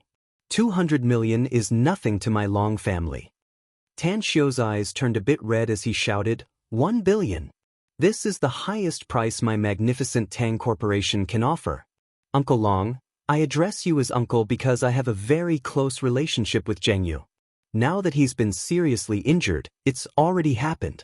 Even if you want Cao Salin to be buried with him, it's only to vent your anger and you won't get any substantial benefits. We are all businessmen, and what businessmen pursue is profit. Your Long Group is indeed a big enterprise, but it's not that easy to earn 1 billion easily, no? Today, you give me face and also get some benefits. It's definitely killing 2 birds with 1 stone. Long Hanwen fell into silence. He even took out a cigarette from his pocket and lit it up. After taking a deep puff, he extinguished the cigarette butt in the ashtray and looked up at Tang Xiu, saying, You're right. I'm a businessman, so I naturally won't turn a blind eye to money. Tang Xiu, considering our friendship, I don't want 1 billion from you. However, 800 million is the lowest price. Otherwise, I'll kill that Cao Salin. Tang Xiu took a deep breath and looked at William at the side with a complicated expression. He nodded and said, I'll remember this favor, Uncle Long. I'll transfer the money to you soon. When will you let Cao Salin go? Long Hanwen said, I'll naturally release them after receiving the money. Tang Xiu and William didn't stay any longer. The moment they stepped out of the Long family's villa, an apologetic look appeared on William's face as he said, I'm really sorry, Boss Tang. Because of us, you actually suffered such a huge loss. I will definitely pass on your help to... Wait. Tang Xiu raised his hand and interrupted him. I didn't lose anything. Don't tell me your Harbo Group wants me to pay this 800 million ransom out of my own pocket? What? William was dumbfounded, and his expression froze. He stared at Tang Xiu as though he had seen a ghost and didn't sober up from Tang Xiu's words for a long time. I'm already doing a great favor for your Harbo Group by risking my life. Tang Xiu sneered. My magnificent Tang Corporation is a business, not a charity. I don't have the right to lose such a sum of money for someone else's life. If you want Cao Salin to live, hurry up and contact the Harbo Group's top brass or his family. But if you're willing to give up Cao Salin's life, then this is all I can do for you. William opened his mouth, only to find that his throat was blocked by something and he couldn't speak at all. Tang Xiu took out a cigarette and lit it up. Then he said, You're proficient in Mandarin, Mr. William, so you should know how precious Huaxia's favor is. It's already a huge price for me to owe the Long family a favor today. If you don't want to fork out 800 million yuan to save Cao Salin, I'll immediately announce to the media that this matter has nothing to do with my magnificent Tang Corporation. But I'd like to give you a piece of advice. The Long family has clearly stated the price. If your Harbo Group doesn't want to fork out the money and this matter blows up, Long Hanwen will directly publicize what happened today. By that time, your Harbo Group's reputation will be swept to the ground and you'll become a laughingstock in the international business community. William's expression changed and disbelief filled his eyes. He originally thought that Tang Xiu brought him to see Long Hanwen to help him. Little did he expect that Tang Xiu had dug a pit for him and made him jump into it directly. He wouldn't have come with him if he had known this would happen. William clenched his fists and looked furious. He glared at Tang Xiu and said, You're using the banner of helping us, Boss Tang, but you're actually digging a pit for us, aren't you? I don't like what you just said, William. Tan Xiao frowned and said, how could Long Hanwen agree to release Cao Saland if it wasn't for me? You've seriously injured his son and he's still in a coma, and his life is in danger. Maybe Long Zhengyu will die. Anyone who kills someone in Huaxia must pay with their life. Besides, it's indeed Cao Saland who seriously injured Long Zhengyu, but you're the one behind it, aren't you? Do you think you can escape the responsibility if Cao Saland dies in Huaxia? What I want to know now is, are you helping me or harming me? William angrily said, are you helping me or harming me? It's 800 million.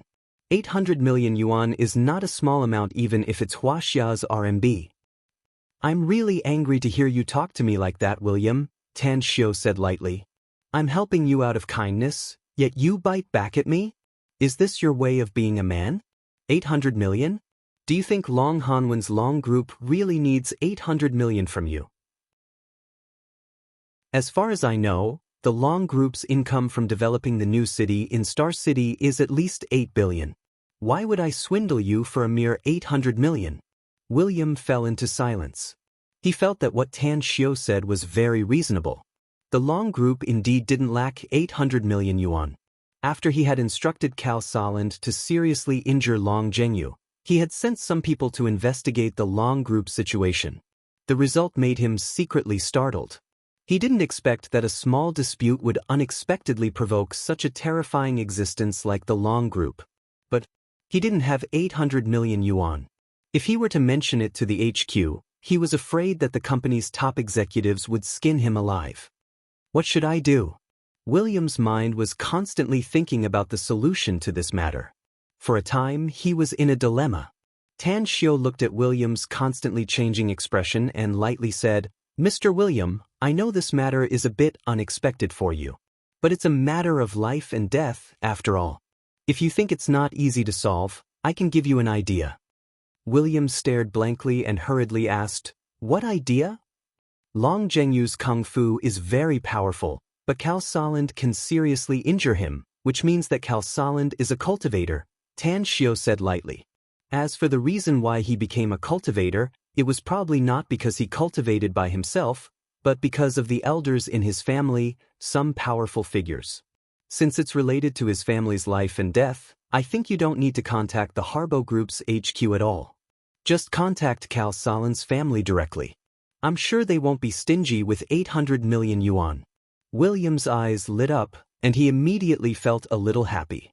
He had been stuck in a dead end thinking that he couldn't explain this matter to the Harbo Group's headquarters, but he had forgotten that Cao Saland's father, the major shareholder of the Harbo Group, was also a very powerful big boss. Boss Tang? At this moment, William's eyes suddenly turned a bit complicated when he looked at Tan Xiao. Money is not important to me at all, Mr. William, Tan Xiao said indifferently. Let alone 800 million yuan, I can easily take out 8 billion or 10 billion yuan if I want to. I'm sure you know how fast my magnificent Tang Corporation makes money. William nodded without a word. Tan Xiao then continued, you know how my magnificent Tang Corporation makes money, so you should know that I won't deliberately scam you for 800 million yuan given my status and identity. If I really joined hands with Long Hanwen to scam you, it's definitely not just 800 million yuan. Don't tell me that he directly reduced the price by 200 million yuan when I raised it to 1 billion yuan? This 200 million yuan is the face of this Tan Xiao, a debt of gratitude. That's right. William didn't think about this issue before. But now that he heard what Tan Xiao said, he carefully thought about it and felt that Tan Xiao's words made sense. 1 billion yuan and 800 million yuan were actually not much different. Tan Xiao had proposed 1 billion yuan as compensation, yet Long Hanwen directly reduced it by 200 million yuan. This showed that whether it was Tan Xiao or Long Hanwen, they were not short of money at all. Could it be, did he misunderstand Tan Xiao? Did he have good intentions? Just to help me solve this trouble? William's mind raced and a guilty look gradually appeared on his face. He slightly bowed and said, It's all my fault, Boss Tang. I actually wronged you. I, William, hereby solemnly apologize to you. I hope you can forgive my mistake. You can rest assured that I'll immediately contact Cao Saland's father since you've done so much for me. He's a major shareholder of my Harbo Group. Cao Salin's father is a major shareholder of your Harbo Group? Tan Xiu was surprised. Cao Salin's identity is so noble, so how did he become your? Cao Salin just graduated from school, so his father asked him to study under me, explained William quickly. Cao Salin is a bit impulsive and has caused a lot of trouble in the past 2 years. It's just that I've always helped him deal with it, so he doesn't know how to restrain himself. I never expected that he would cause such a big trouble this time.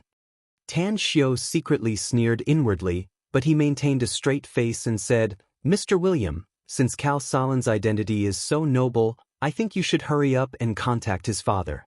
I'm afraid that Long Hanwen will kill Cao Salin out of anger if the time is too short. Don't doubt it. The Long family is the most powerful family in Star City. Even the government officials are somewhat afraid of them. Therefore, even if he killed Cao Salin, there wouldn't be too much trouble. Chapter 1174. After bidding farewell to William, Tan Xiu directly returned to the magnificent Tang Corporation's HQ. He needed to wait for the news. If William could come up with 800 million renminbi, the Long family would no longer trouble them on the surface. However, the conspiracy had been launched against them, and it would be very difficult for them to have a good life. In the evening, William personally contacted Tan Xiu and invited Tan Xiu to go to the Imperial Dragon Manor with him. After the 800 million MRB was transferred to Long Hanwen's account, Long Hanwen made a phone call and released Cao Salin. Let's stay for dinner tonight, Uncle Long. Tan Xiu looked at Long Hanwen and said with a smile. My son is still lying in the hospital, so I don't have the mood to invite you to dinner, said Long Hanwen with a cold face. You're a good big boss, Tan Xiu, so don't bother with the Harbo Group's people in the future. These people are ruthless and merciless, so be careful when they deal with you one day. Ugh. The smile on Tan Xiu's face suddenly froze. He quickly glanced at William, who looked embarrassed and hurriedly yawned and said, We won't bother you since you have something to do, Uncle Long. Shortly put, thank you for giving me face this time, Uncle Long. Immediately after, Tan Xiu and William left the Long family's villa in a sorry state. When they came to the gate, William sincerely apologized. I apologize to you again, Boss Tang. I shouldn't have misunderstood you before. Now that the matter has been settled, you see, is it really impossible for the Harbo Group to cooperate with your magnificent Tang Corporation? You must know that we came to China and Star City this time with full sincerity. We want to cooperate with your magnificent Tang Corp and earn a lot of wealth together. I accept your apology, but I won't choose to cooperate with your Harbo Group. Tan Xiu waved his hand. I, Tan Xiu, may not be a big shot, but I'm also a man of my word, so I must pay attention to integrity. My magnificent Tang Corporation has already issued an announcement, so won't I become a company without credibility if I go back on my word now? If it really comes to that, who would dare to cooperate with my magnificent Tang Corp among so many large companies in the world? William fell into silence for a while and then said with a lonely face, I won't pester you anymore since you've made up your mind, Boss Tang. I hope you'll have the opportunity to cooperate with our Harbo Group in other businesses in the future. All right. Tan Xiu nodded. An hour later, William quickly returned to the Long's dining hall with more than a dozen subordinates. When he just stepped into the Long's dining hall's entrance, he saw a lot of people gathered in the hall on the first floor. Let's go and see what happened. William was in a terrible mood, so after giving the order, he did not plan to stay in the hall. As the general manager of the Harbo Group in China, he made a fool of himself and caused the magnificent Tang Corp to issue an announcement that they would no longer cooperate with the Harbo Group. Get out of the way. The subordinate who was sent by William squeezed into the crowd and looked at the person who was surrounded by dozens of people. He immediately shouted. His voice made William, who was about to leave, stop in his tracks. After a while, William's face turned red. He looked at the crowd surrounding Cao Salin, who was lying on the ground like a dead dog. He wished he could find a hole to bury himself in. How shameful! It was too shameful. At this moment, Cao Salin was badly beaten.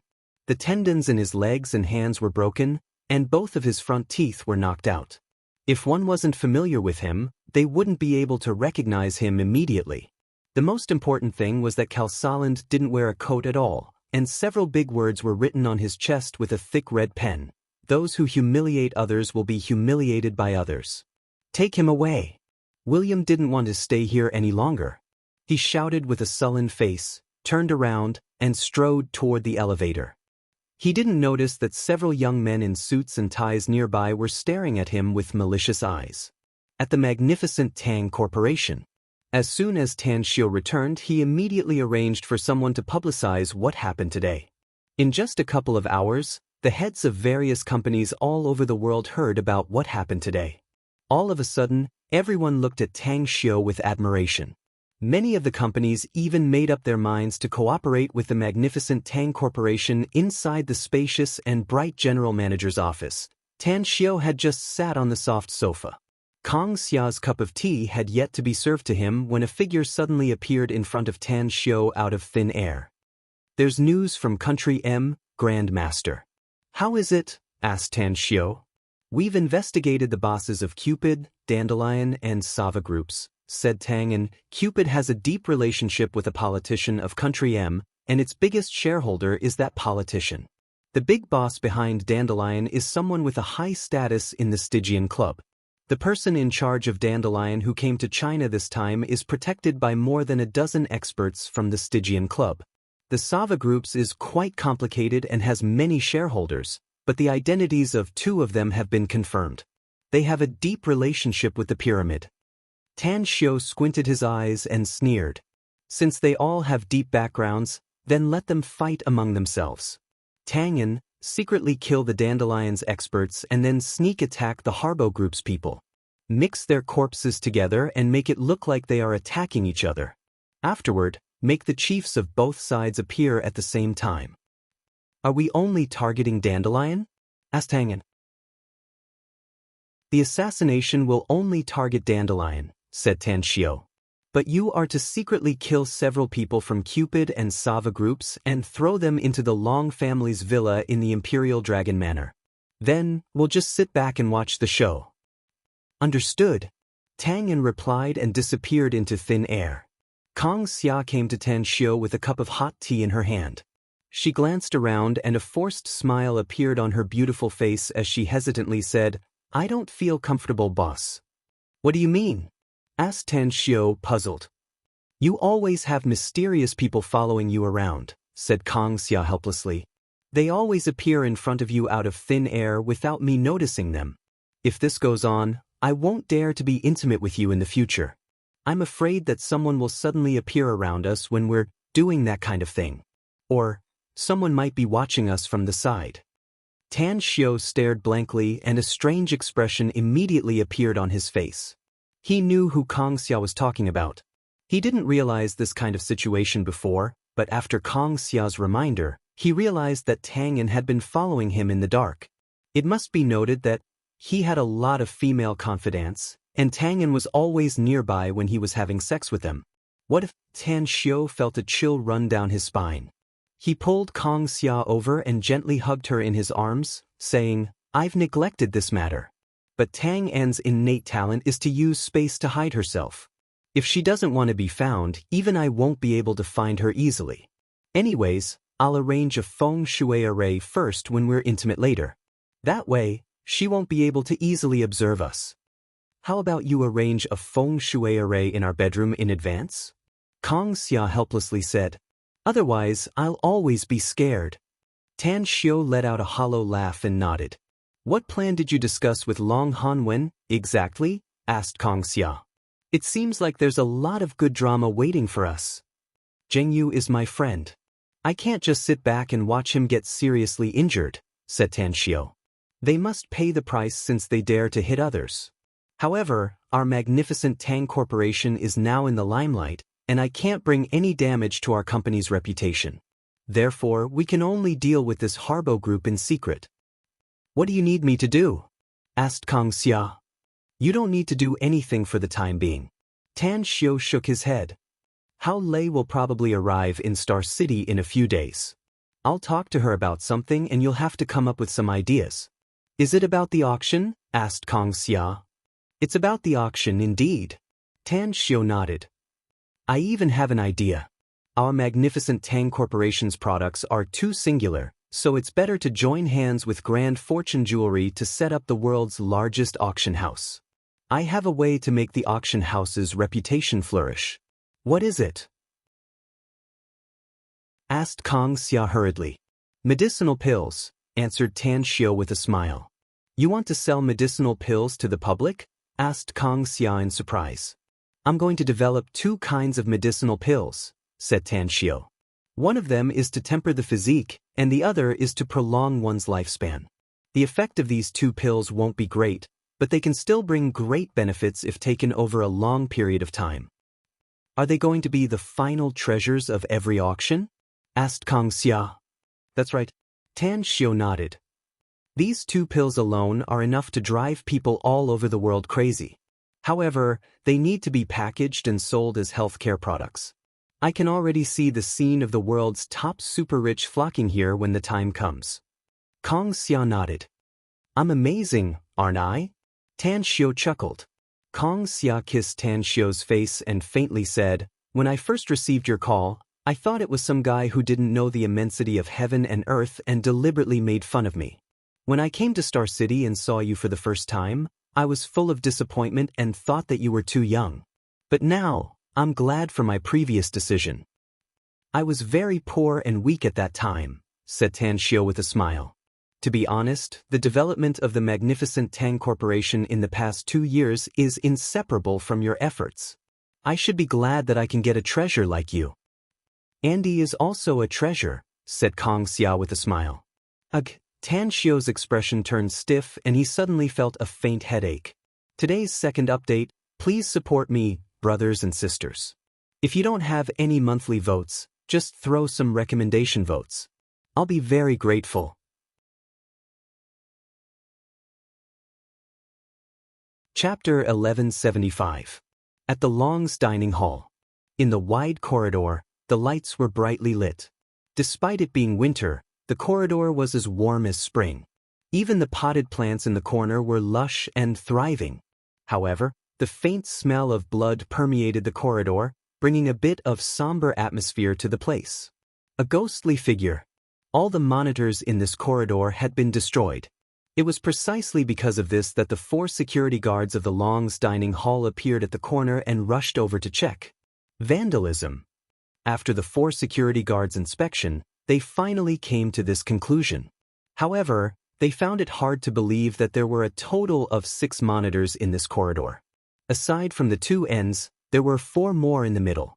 Yet, they didn't see even a shadow of a person in the video recordings before the monitors were destroyed.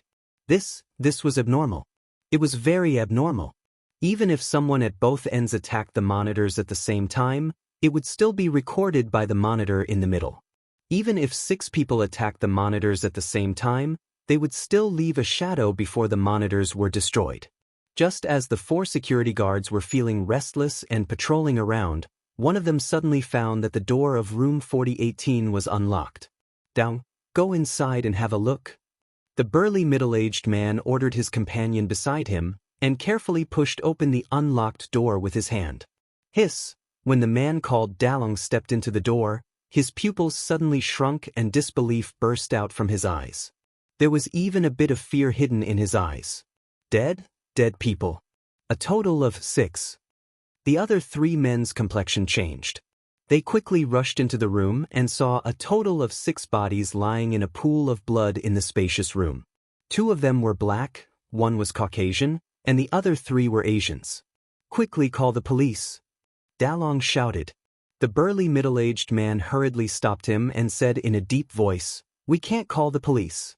Let's notify the captain first. We need the captain to solve the murder case in the hotel.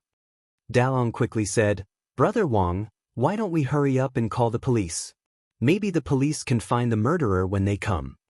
The burly middle-aged man coldly snorted and said, A murder case has occurred in our hotel. Once it's publicized, it will cause a huge loss to our hotel's reputation. What time is it now? It was the time when the representatives of various large corporations from various countries were in Star City. Our Long's dining hall is the most luxurious hotel in Star City. How many foreign forces have stayed there? Do you want to see this matter blow up? Dong didn't understand this. After a moment of hesitation, he stammered, "We'll listen to Brother Wang." Very soon, the security guards of the Long's dining hall confirmed the identities of the 6 dead men. They were from Dandelion Group and Harbo Group, respectively. Among them, only one body belonged to the Harbo Group, which was located next to the innermost bed. The other 5 bodies belonged to the Dandelion Group's members.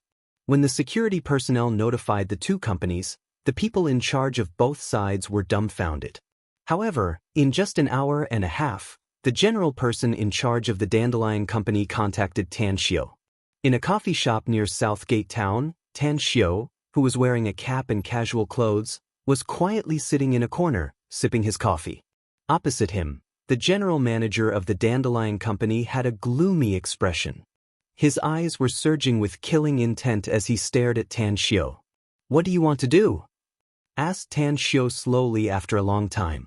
Clenching his fists, Yezek enunciated each word clearly. "Boss Tang, our Dandelion Company really wants to cooperate with your company, but your company has rules that forbid us from acting recklessly in China. I'm very angry now, but I dare not retaliate against the Harbo Group. However, I do know that you and young Master Long Zhengyu are friends. Since the Long Group doesn't dare to go against the Harbo Group, then let us avenge young Master Long. Do you agree?" A strange look was cast on Tan Xiu's face. He didn't expect Yezek to be so smart as to come up with such an excuse. "I agree." Although Tan Xiu agreed inwardly, he pretended to be deep in thought. After a long silence, he slowly shook his head and said, "Mr. Yezek, it's reasonable to say that I'm very angry that Zhengyu was seriously injured. But you all came to China and Star City because of the magnificent Tang Corporation. If I can't guarantee your safety, it will make me feel very bad. But are you sure it's the Harbo Group's people who killed your men?" "There's absolutely no mistake about it," said Yezek in a deep voice. "I've sent some people to check the dead bodies, and it was indeed William's men who did it. They even left in a hurry and left the body of a member of the Harbo Group behind. There's always a motive for killing people. I don't think the Harbo Group would kill your men for no reason, no?" asked Tan Xiu. "We have some grudges with the Harbo Group before, and both sides are competitors," said Yezek. "That bastard William can't get your approval, so the Harbo Group can't cooperate with the magnificent Tang Corporation. I'm guessing that they must be worried about the cooperation between the Dandelion Company and the magnificent Tang Corp, so they want to sabotage it." Tan Xiu's expression changed and he asked in a deep voice, "Are you sure about that?" "I'm not 100% sure, but I'm 90% sure," said Yezek. "I've sent some people to investigate the Dandelion Company's situation actually," said Tan Xiu. "They're very strong and honest, and they're a very good partner. I originally planned to talk to you about the cooperation, but I didn't expect this situation to happen. William is really damned for daring to sabotage our cooperation." Yezek was pleasantly surprised after hearing it and hurriedly asked, "Do you agree to it, Mr. Tang?" "I agree to it, but I also have a request," said Tan Xiu. "If your Dandelion Company wants to continue cooperating with my magnificent Tang Corp, you must do it stealthily when you deal with William. Else, I'm afraid I won't be able to withstand the public opinion even if I really want to cooperate with you. I can only give up in the end." "Please rest assured, Mr. Tang," said Yezek in a deep voice. "We'll definitely do it quietly. I can even rope in some people from Cupid to deal with the Harbo Group with us. This time, the Harbo Group's people won't be able to leave China alive. If you can do it quietly, you can definitely put the blame on the Long Group," said Tan Xiu. "After all, the Long Group and the Harbo Group have a grudge." "You and the Long Group?" Yezek was surprised. "What I care about is the magnificent Tang Corp's collaborator," said Tan Xiu lightly. "My company may have some business cooperation with the Long Group, but it's not worth mentioning compared to our upcoming cooperation." Yezek got up and bowed. After shaking hands with Tan Xiu, he excitedly said, "You're really an excellent businessman, Mr. Tang. I'll pass on your good intentions to my boss. I'll also formulate a very rigorous and thorough plan to ensure that William of Harbo Group and the people he brought with him disappear from Earth without a trace. The next morning, when Tan Xiu was having breakfast at home, Kong Xia hurried over and placed a tablet in front of Tan Xiu. She then whispered, "What should happen has happened, boss." Tan Xiu narrowed his eyes and asked, "Where's Tangyan?" "She's outside," answered Kong Xia. Only then did Tan Xiu recall that he had arranged an array around the house. Even if Tangyan could shuttle through space, she wouldn't be able to easily enter the array he had arranged. Immediately after, Tan Xiu turned on the tablet and saw the video on it. A smile immediately formed on his face and he asked, "How's the situation with the Long family?" "According to your plan, Long Hanwen has sent his men to invite the chief executives of Cupid and Vesa to the Imperial Dragon Manor, questioning them face to face as to why they sent people to attack the Long family and killed so many of their people," said Kong Xia. "Those two fellas are now at a loss and can't explain themselves. I'm afraid it'll be very difficult for the Dandelion Company to get rid of everyone from the Harbo Group," said Tan Xiu with a smile. "But it'll be very easy if the Dandelion Company cooperates with Cupid and Sava.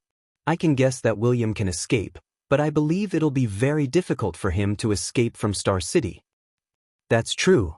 Kong Xia nodded. "William is now hiding in a residential building in Star City's new town. It's a very secluded place since the building hasn't been handed over to its owner yet. In addition, only 4 of William's subordinates are still alive, but 2 of them are injured. Tell the Dandelion Company's people to spread the news that the Harbo Group's people killed the Cupid and Sava Group's people and then threw their bodies to the Long family," said Tan Xiu. "The purpose is to make these 2 families hostile to the Long Group and use them to get rid of the Long Group." Kong Xia's eyes lit up and she immediately strode out of the room. At noon, inside the newly built building in Star City's new town that had yet to be handed over to the owner, William, with a bloodstain on his face, slumped on the cold floor with sullen eyes. It was a mess. Everything was a mess.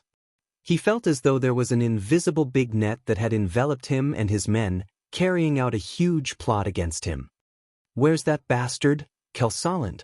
William gasped for a few breaths and looked at a strong man 7 or 8 meters away. "Kelsaland's injuries are very serious and he's now receiving treatment at Star City Chinese Medical Hospital," said the strong man. "But the news we got is that he was picked up by someone this morning and his whereabouts are unknown." "Who is it?" The bad premonition inside William's heart was getting stronger. Chapter 1176. William was able to become the head of the Harbo Group's branch in China and had encountered all kinds of storms and waves. But none of them made him feel so strange. And none of them had ever made him so flustered. What should I do? Countless thoughts flashed in William's mind, but he found himself at a loss. He hadn't found out who the one who attacked them was until now. After a long time, William shouted, "Contact Old Wolf immediately. He's been dormant in China for too long and it's time for him to wake up and move around. Tell him to find Kelsaland no matter the cost, else we'll all be in big trouble." "Understood," replied the burly man respectfully. William sighed inwardly. He had spent 800 million renminbi. If he couldn't bring Kelsaland back to M country alive, Kelsaland's father, the ruthless major shareholder of the Harbo Group, would definitely kill him. Bang! The gunshots in the distance were transmitted to William's ears. William's expression changed. When he quickly rushed to the side of the wall that had yet to be installed with a window, he saw that on the horizon in the distance, there were strong figures chasing after more than 10 people at high speed within his line of sight.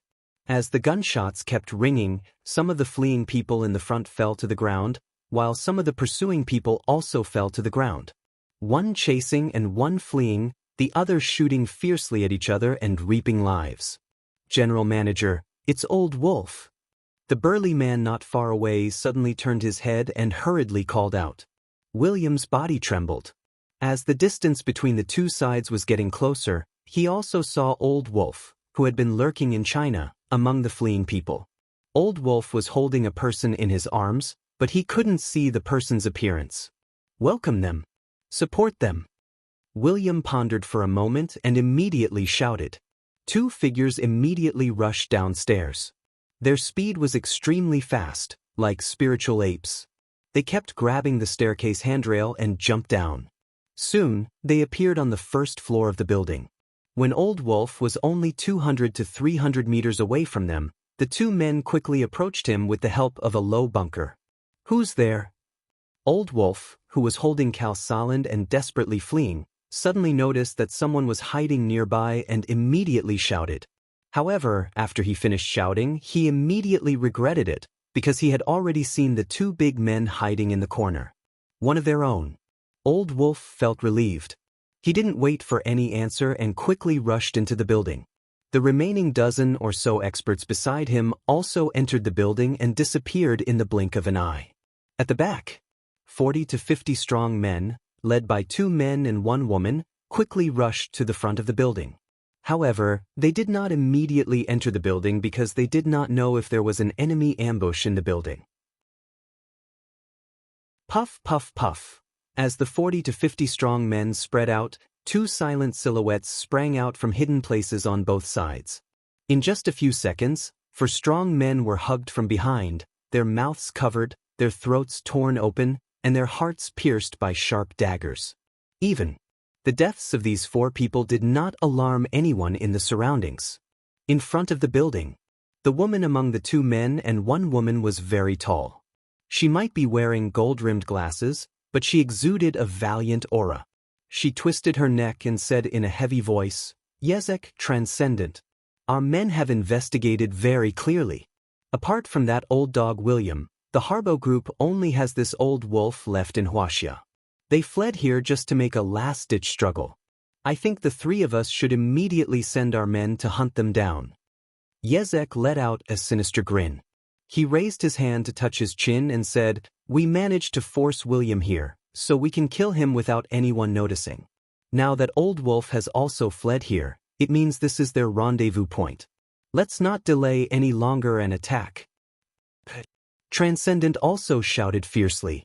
Inside the building, William looked at Cal Saland, who was sent to him by Old Wolf. Killing intent was faintly discernible in his eyes. He was very regretful now. He regretted making a move against Long Zhengyu and letting this damned fool Cal Saland do it. How could things have escalated to this point if it wasn't for the matter with the Long family? "William, my old friend, we need to find a way to leave this place. A large number of experts from the Dandelion, Cupid, and Sava groups have chased us here. We'll be sitting ducks if we continue to stay here." Old Wolf was in his 40s, short and dark-skinned. He was the kind of common type that would be hard to find in a crowd. William took a deep breath and said, "I wasn't sure about it before, but I also guessed that it should be those 3 companies who are targeting us. It's just that I don't understand why they suddenly joined forces to attack our Harbo group. Although I have some friction with them, it's not to the extent of tearing off all decorum and fighting to the death. Also, don't tell me they don't want to get the cooperation contract with the magnificent Tang Corp?" Old Wolf's eyes flickered and he replied without being salty or light, "Maybe those 3 companies have reached some kind of secret agreement with the magnificent Tang Corporation. Or maybe Star City's Long group has gotten involved. Put simply, we're all enemies now, be it in the open or in the dark." William gave it a thought. He had no better solution despite feeling helpless inside, so he said, "Inform the 2 of them to evacuate." A rope was hung from the top to the bottom in the passage that hadn't been installed yet. As William and the others grabbed the rope and quickly descended, more than a dozen people quickly appeared in the underground parking lot. "Let's go. Those bastards will never expect that we'll escape from this place. We must find a way to escape from Star City and China as fast as possible. I'll make those bastards pay a painful price as long as we return to Country M." William waved his fist and spoke with a murderous aura. However, just as his voice faded away, a number of figures flashed lightning fast. In just a few seconds, dozens of figures appeared at the entrance of the underground parking lot. Yezek, Coventry, and Avril, the woman with a murderous aura, were looking at William and the others with disdain. Yezek was the first to come over and smilingly said, "How are you, my old friend, Sir William?" William frowned and a murderous glint flashed in his eyes as he coldly said, "Yezek, you damned son of a bitch. I really should have killed you back in Country M." The smile on Yezek's face instantly vanished without a trace. He raised his right arm and fiercely slammed it down as he shouted, "Kill them! Kill them all! Kill!" Coventry and Avril didn't hesitate anymore.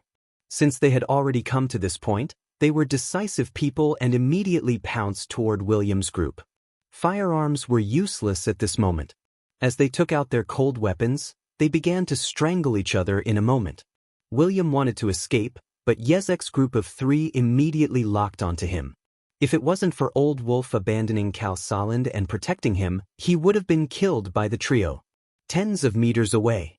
In a hidden corner, Tangen, who was wearing a bronze mask, had an excited look in her eyes as she recorded all the fighting scenes with the video recorder in her hand. "Kill them!" William suddenly raised his head and roared. His suit exploded and his muscles squirmed. In just a few breaths, his body grew several times bigger and his height increased to about 2 meters. At the same time, his hair began to grow crazily. A werewolf? Yezek, Chang Rowan, and Avril were all stunned, especially Yezek. The moment he discovered that William was a werewolf, a deep sense of regret grew in his heart. With a ruthless sweep of his long sword, he instantly killed Chang Rowan, who was very close to him, and kicked Avril away. Great changes. The sudden change caused everyone to stop fighting and look at Yezek in disbelief. Yezek raised his head and roared. His body also began to change and turned into a werewolf in just a few seconds. Avril's pupils shrunk and she angrily roared, "Those damned werewolves are all from the Stygian Club. I never thought that the Harbo Group and the Dandelion Company are all the Stygian Club's assets. Kill them. Kill them all." William was ecstatic. He never dreamed that Yezek, who had a lot of grudges with him, turned out to be a werewolf like him, a member of the same race. In a flash, the wonderful feeling of going from hell to heaven made him laugh loudly. "Kill them, brothers. Kill all the Cupid and Sava groups, people. Kill. Die." A tragic battle unfolded in the underground parking lot that hadn't been built yet. Yezek's sudden defection had caused serious damage to Cupid and Sava groups. The death of Coventry further caused the experts of Cupid to lose their backbone and gradually fall into a disadvantageous position. Avril's eyes glinted with scarlet light. She looked at her subordinates who kept falling around her, as well as the Cupid people who were trying to escape. She immediately shouted, "Everyone listen up. I'll reward you with $100,000 for every enemy you kill, be it the brothers and sisters of Cupid or the experts of my Sava group. I'll give you an additional $10 million if you can kill all these enemies. Great rewards always bring forth brave men." In a flash, the people of Cupid and Sava groups were as though injected with chicken blood and their combat power doubled. Some people would even shout out loud after killing an enemy, using money to stimulate their nerves, attempting to kill again in order to obtain more rewards.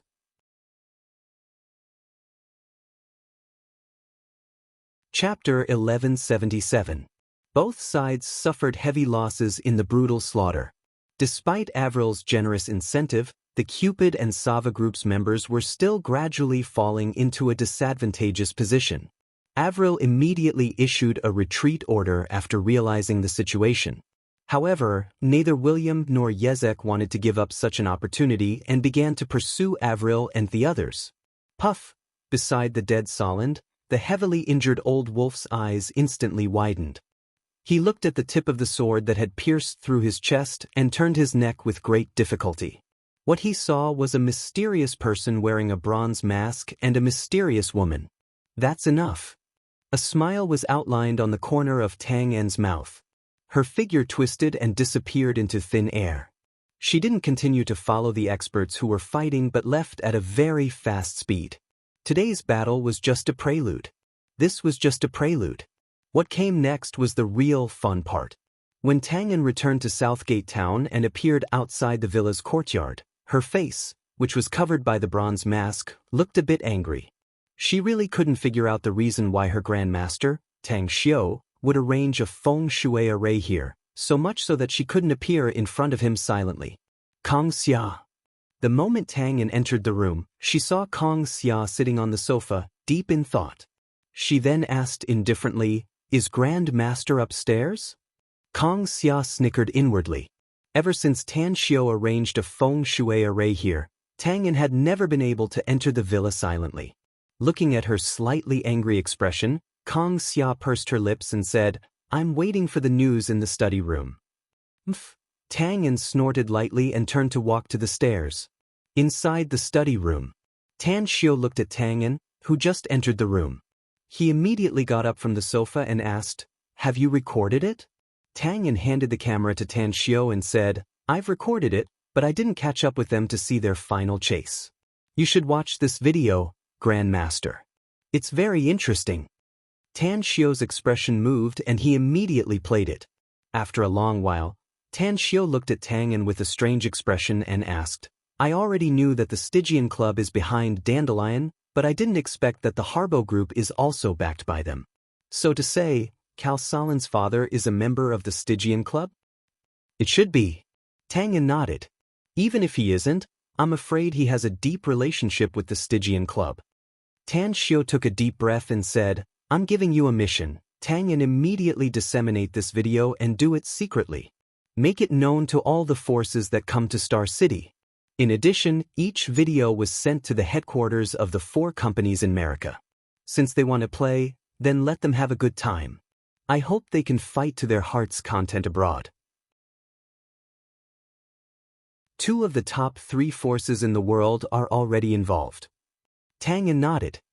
Be it the Stygian Club or Pyramid, these 2 forces are like fire and water to begin with. Even if this matter doesn't make them tear off all pretense of cordiality, it's very likely that it will add fuel to the fire. "Is there anything else we can do, Grandmaster?" Tan Xiao squinted his eyes and slowly said, "Notify MOO and the rest to solve the issue in Japan as soon as possible. Then all of them are to sneak into the cities of America and stay hidden there. Even if the Stygian Club and Pyramid were to fight each other in 2 months' time, it would still be enough to end the war. Once the battle between the 2 sides comes to an end, Jean Sher will immediately head to America and begin to lay out the intelligence network there. Mo and the rest may not have been engaged in intelligence work before, but they know a lot about it." Tang Yin nodded. "They often deal with intelligence organizations when they carry out their missions in the past. Once they arrive in America, they'll be able to lay out their plan and form the prototype of an intelligence network when Jean Sher arrives. All right, you can go now." Tan Xiao waved his hand and watched Tang Yin leave the study room. His eyes flickered. The upheaval of America's major corporations and the infighting between the 2 superpowers would definitely shake the whole world. The Tang sect could fish in troubled waters at this time and definitely reap huge benefits. In the past, Tang sect's foundation was too weak, so he didn't act rashly. Even when the various cultivation forces from all over the world went to Nine Dragons Island, he had to find ways to avoid conflicts between the Tang sect's disciples and the cultivation forces from all over the world. But now, although the Tang sect wasn't very powerful, it could be said to be fully fledged. If he were to wait for a few more years for the outstanding cultivation geniuses from the Tang sect's army to stand out, the Tang sect's strength would be even stronger. Suddenly, Tan Xiao recalled something. Banzhou and the rest had obtained cultivation techniques, but he didn't ask about their cultivation.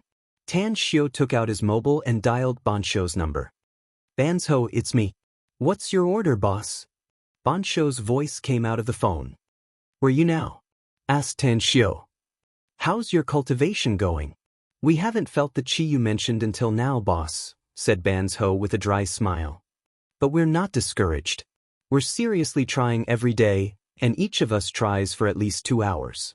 "Oh, that's right, we're now in Jingmen Island.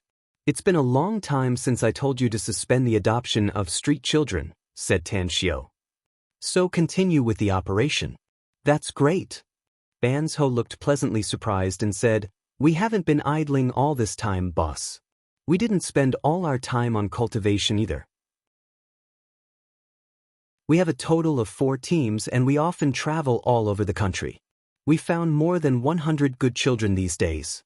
It's just that you didn't allow us to adopt them, so we just sent some people to follow them in secret and observe them. We haven't gathered them yet. You did a good job, said Tan Xiu. There's one more thing, said Ban's Ho. I need people in your 4 teams who are proficient in various languages and even have some understanding of foreign countries. Boss, you want us to go abroad to search for street children? Asked Ban's Ho, surprised. That's right. But we'll start in Asia, said Tan Xiu. There's no need to have a lot of children in each country, just 1,000 is enough. I'll immediately gather everyone, boss, said Ban's Ho excitedly. Then I'll tell them to report to you. Tell them to rush to Star City in 2 days, said Tan Xiu. I'll be waiting for them in Star City. He hung up the phone. As Tan Xiu was about to leave the study room, he suddenly heard a knock on the door. Hao Lei's voice came from outside. Sect Master, Hao Lei is here to report. Come in, said Tan Xiu. The door opened. Hao Lei and Kong Xia came in from the outside. At this time, Hao Lei's body exuded a faintly discernible aura. It was obvious that she had broken through to the mid-stage of Golden Core. Tan Xiu nodded and took out another interspatial ring from his interspatial ring. He handed it over to Hao Lei and said, "This is the auction's auction item. Drop your blood to recognize it as the owner first and then take a good look at it." Hao Lei nodded and took the interspatial ring. As per Tan Xiu's instruction, it didn't take long for her to drip her blood to recognize it as the owner. Then, her beautiful face turned sluggish and disbelief filled her eyes. Shocking. It was really too shocking. She never dreamed that Tan Xiu would be able to take out so many treasures. Not to mention the jewelry, just the hundreds of antiques and curios were obviously priceless treasures. All of these things will be auctioned off at once, said Tan Xiu. Also, I need you to set up a large auction house, preferably in Demonic City. I'll give you another 5 billion to set up the auction house in addition to the 1 billion promotion fee. Hao Lei pondered for a moment and slowly said, Sect Master, we must have our own building if we want to set up the auction house. I'm not talking about renting a few floors in a building, but completely belonging to us. The most important ones are the auctioneers and appraisers, which must have fixed personnel. Additionally, there must be security personnel. The items in the auction house are generally priceless, so security must be the top priority. I won't take care of this matter, said Tan Xiu. You can handle it yourself. I'll contact Gu Xiaoxue later and ask her to send a group of experts from her sect for you to use. Hao Lei hesitated for a moment before she nodded and said, I'll do my best.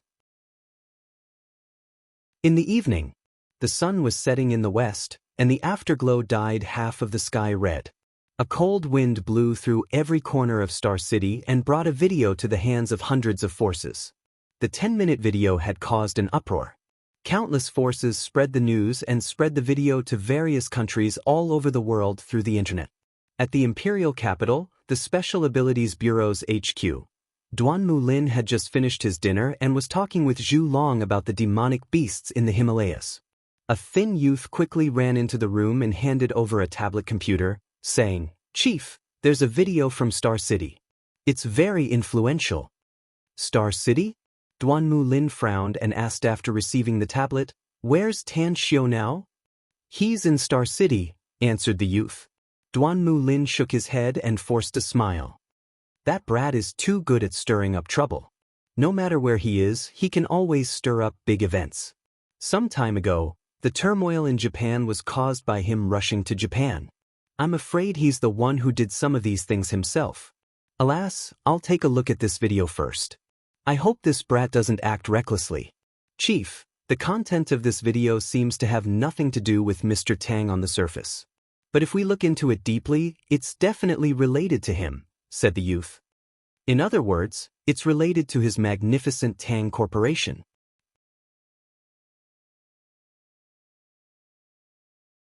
Chapter 1178. Tan Xiu secretly sneered inwardly, but he deliberately showed an angry look on the surface and said in a deep voice, I'll reconsider it as long as you can find the bastard who shot the video. Ruining the reputation of my magnificent Tang Corp and exposing the agreement between us is simply outrageous. Yezek looked ecstatic. He was sure that he could find the bastard who shot the video. As long as someone shot the video, there would definitely be some clues left behind. What were werewolves good at? Naturally, they were good at tracking, and they could get some unexpected results just by smelling the scent. Of course, he didn't make such a reckless decision because he still had a card up his sleeve, which was to buy intel. The intel of the Darkwind organization was absolutely terrifying. If he really couldn't find the person who shot the video, then he would buy it from the Darkwind organization. A few minutes later, Yezek left the magnificent Tang Corp's HQ with satisfaction. He didn't notice that at the window of the conference room where he had just met with Tan Xiao was watching him leave with a sneer on his face. At 10 p.m., when Tan Xiao just returned to Southgate Town, he saw his mother, Su Lingyun, with Andy holding her arm. The two of them were chatting happily while walking toward the villa complex. Furthermore, they were carrying a lot of things in their hands as if they had just finished shopping. Honk, honk, after blowing the horn, Tan Xiao parked the car near them. He opened the door and smilingly said, "I heard you went to the imperial capital. When did you come back?" Upon seeing Tan Xiao, Su Lingyun immediately looked pleasantly surprised and smilingly said, "I heard you went back to Star City, so I hurried back and only arrived in the evening. I wanted to call you, but I bumped into Andy. She said that you went to the magnificent Tang Corp and seemed to be busy, so I didn't call you. Anyways, Xiao, you should be staying in Star City for some time this time, right?" "I'll be staying in Star City for a while if there's no accident," said Tan Xiao with a smile. "Get in the car, Mom, Andy." Alright. After Su Lingyun and Andy got into the car, they soon arrived home. However, before the mother and son could speak more than a few words, a woman who was responsible for guarding Southgate Town and protecting his mother quickly rushed to the living room. "What did you say? Duan Mulin?" Tan Xiao raised his eyebrows and looked a little surprised.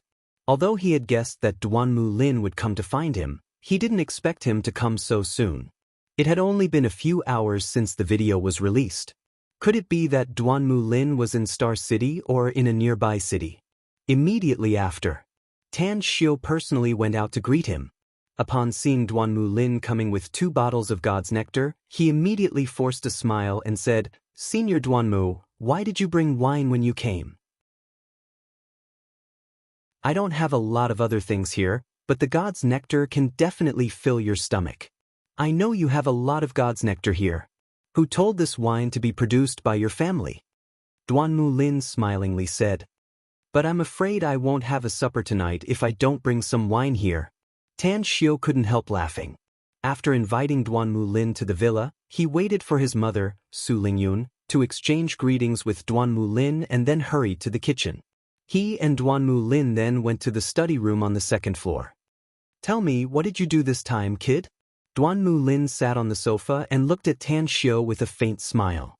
Tan Xiao rubbed his hands and grinned. Hee, it seems I can't escape your eyes no matter what I do, Senior Duanmu. It's nothing serious, actually. It's just that my friend, Long Zhengyu, was seriously injured by the Harbo Group's people from the M country. I did something in the middle, but I won't tell you the details. In short, they fought. The Harbo Group's people suffered heavy losses, and the other companies are also having a hard time.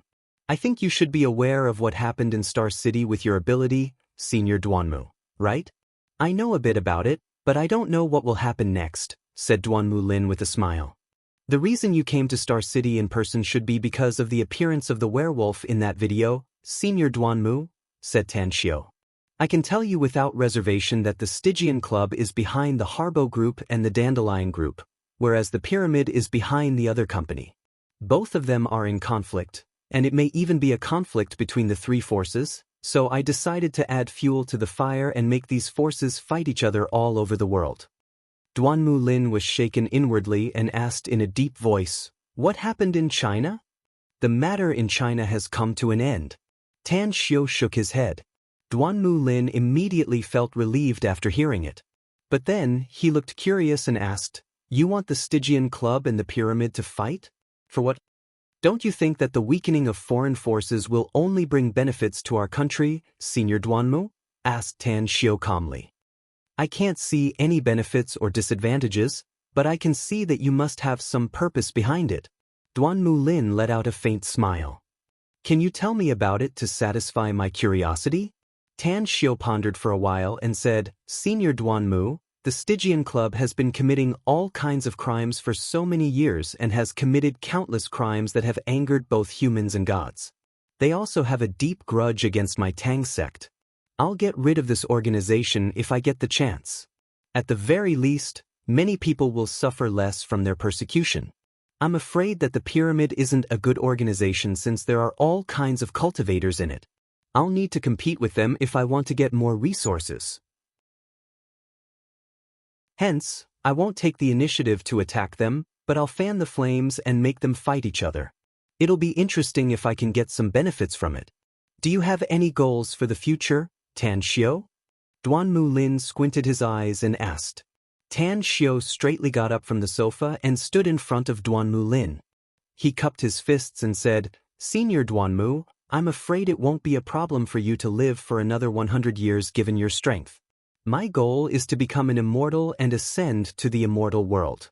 This is the ultimate pursuit of us cultivators.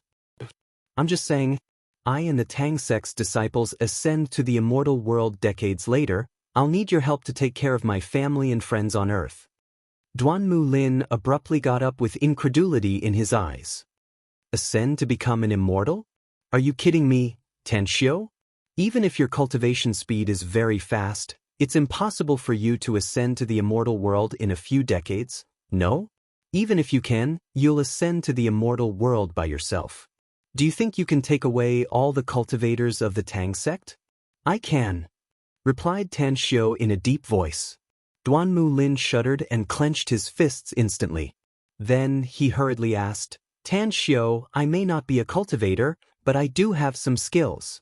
Since you can take the Tang sect's disciples to ascend to the immortal world, then, can you take me too? Are you sure? Asked Tan Xiu with a strange expression. I'm 100% sure. Duanmu Lin firmly nodded. You're the director of the Special Abilities Bureau, a heavyweight figure indispensable to the country. Can you really let go of the people and things left on Earth if you leave with me? Asked Tan Xiu. Also, you must be at least at the spirit formation stage if you want to ascend to the immortal world with me. Given your current strength, let alone a spirit formation stage expert, you can't even compare to a golden core stage expert, can you? Duanmu Lin's expression turned stiff. Then he forced a wry smile and nodded. I can let go of the people and things on Earth. I'm already very old after all, and there won't be many people and things I'll miss in a few decades. But it's the cultivation requirement that stumps me.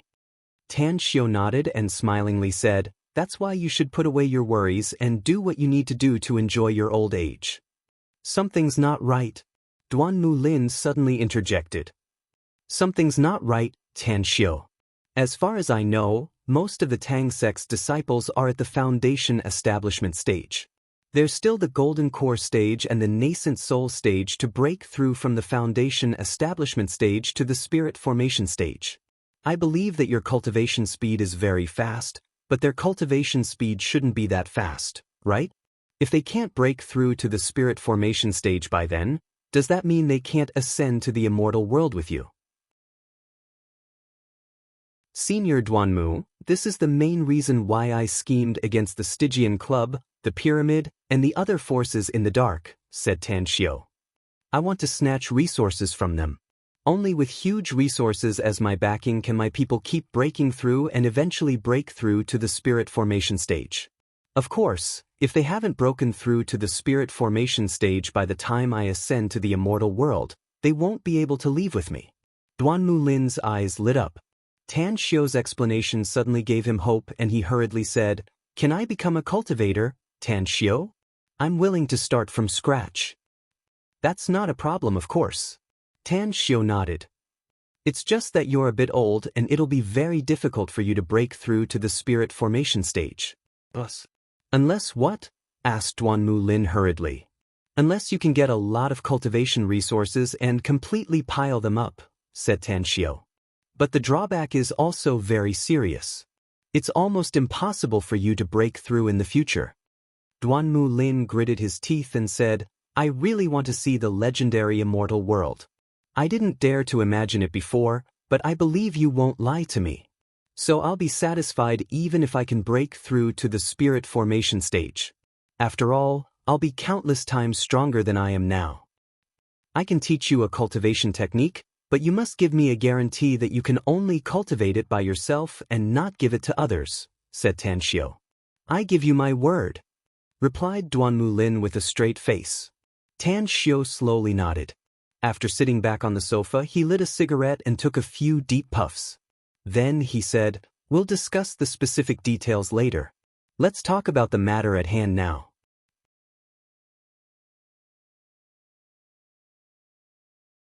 Chapter 1179. Late at night, Duan Mulin left Southgate Town with a complicated mood.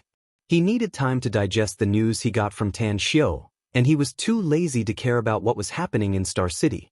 Ever since he met Tan Xiu, he found that Tan Xiu always had a bottom line no matter what he did. At the very least, what he did was not harmful to the country. That was enough. Tan Xiu rushed to Star City Chinese Medical Hospital early the next morning. Long Zhengyu hadn't woken up yet, so Tan Xiu gave him a checkup and confirmed that his physical functions were gradually recovering and his injuries were no longer a hindrance. Only then did he feel relieved. Afterward, when he arrived at the magnificent Tang Corporation, he issued a series of orders, one of which was to send people to various countries in the world to investigate the background of the multinational companies that came to Star City. 3 days later, when Tan Xiu contacted Yezek and asked him for the results of the investigation, Yezek told him that he hadn't found the person who secretly shot the video. Immediately, Tan Xiu showed his anger and directly told Yezek that he didn't need to investigate this matter and that he would find a way to investigate it. He also told Yezek that the magnificent Tang Corporation would never cooperate with the Dandelion Company again. Immediately after, Tan Xiu held a plenary meeting and invited all the heads of the companies from all over the world to the magnificent Tang Corporation. In the large conference room that could accommodate thousands of people, the heads of all the companies sat quietly in the audience, waiting for Tan Xiu's arrival. No one talked or made any noise, and the atmosphere was very heavy and tranquil. Clap! The conference room's door was pushed open as 8 burly men lined up in 2 teams and quickly entered the venue. Then, accompanied by Kang Xia, Tan Xiu came to the podium. His cold eyes swept over the crowd and slowly said, "Ladies and gentlemen, welcome to the magnificent Tang Corporation." Clap, clap, clap. Warm applause sounded until Tan Xiu raised his hands, and the applause gradually disappeared. Tan Xiu continued, "I know the purpose of your visit to China. I also know that you're optimistic about my magnificent Tang Corporation and want to cooperate with me. Originally, I was prepared to cooperate with some of your companies because each of your companies is very powerful. However, you must have heard about the recent events in Star City. My best friend, Long Zhengyu, the young master of the Long Group, was seriously injured by someone in his own territory and is still in a coma. I'm very angry, but I must suppress my anger because the people who injured him are the same as you. They are all friends of my magnificent Tang Corp and they came from my company. However, thanks to my efforts, I managed to save the perpetrator from the Harbo Group. I even went to the Long family with William, the person in charge of the Harbo Group. I tried my best to persuade him to release the perpetrator. I originally thought that this matter would end here. But, just a few days ago, a total of 4 people in charge of 4 companies led a group of martial artists under them and engaged in a tragic fight. Even in a hotel like the Long's dining hall, 5 or 6 corpses were found. I want to ask you something. Do they still dare to cause such a big incident in Star City after my magnificent Tang Corp's announcement? Do they think that my company's honor is worthless? Do they turn a deaf ear to Tan Xiu's words? As Tan Xiu spoke up to the anger in his eyes turned more intense. He clenched his fists and fiercely slammed the table and shouted, "I'm very angry because the Chinese government is exerting pressure on us. They want us to pay attention to the social stability of Star City and not cooperate with those thieves and thieves. Now, I want to tell you something solemnly. The magnificent Tang Corp will not cooperate with any foreign companies for the time being. I won't cooperate with you even if you put a mountain of gold and silver in front of me." As his voice faded away, All the people in charge of the venue abruptly got up at this moment with disbelief on their faces. Many of them even looked angry.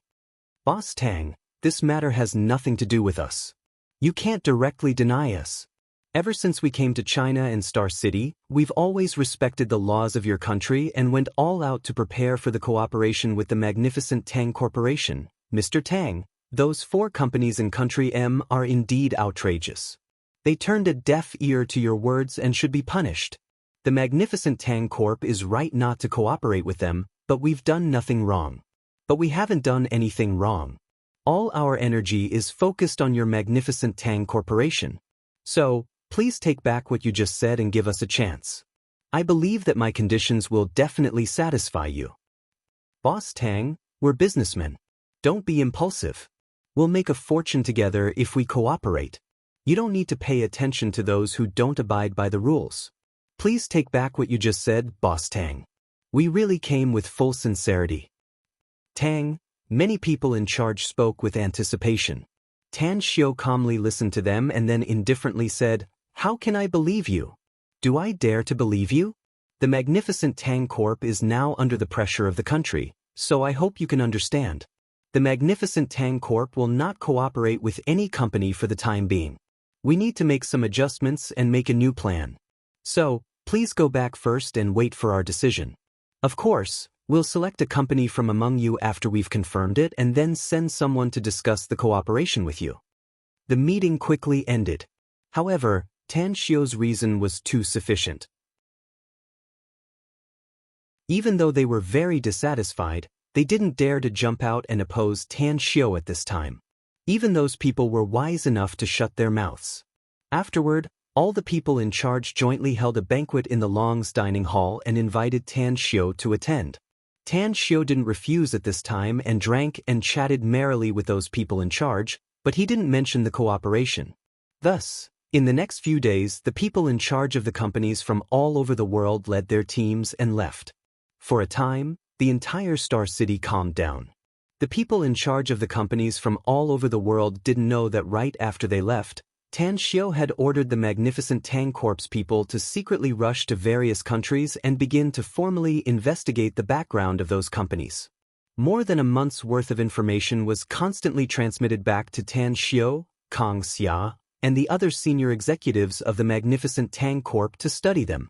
China was peaceful, but thousands of miles away in Country M was surging with undercurrents.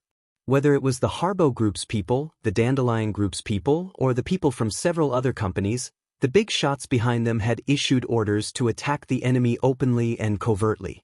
The battle hidden in the dark was cruel and tragic. Tan Xiu was in Star City, but he kept receiving intelligence that the Stygian Club and Pyramid had been involved in dozens of battles in just over a month. Furthermore, what surprised Tan Xiu was that the world's second largest organization, the Crusader Consortium, was also involved in it. They even secretly cooperated with Pyramid and brought great losses to the Stygian Club. Begin. While Tan Xiu was presiding over Star City, an order was passed to the Tang sect's disciples who were dormant in Country M. Immediately, nearly 100 experts of the Tang sect began a series of plans. Adding fuel to the fire. Framing people. All kinds of seemingly despicable and shameless means, but they were extremely effective. In the end, the friction between the three forces became more intense, and the most serious battle resulted in hundreds of deaths and thousands of injuries. During this period, a piece of news flew to every corner of the world as though it had wings. Even some remote small countries received the news that the magnificent Tang Corporation and Grand Fortune Jewelry would jointly hold a super auction and hold an unprecedentedly huge auction in Shanghai on December 1st. Anyone and any force could participate in the auction, but the only requirement was that the funds they could mobilize must be at least 9 digits. Shortly after, another piece of news came out that there were too many tycoons who had connections with the magnificent Tang Corporation and Grand Fortune Jewelry, so the threshold was raised. Anyone who wanted to participate in the unprecedented auction must have at least 300 million yuan.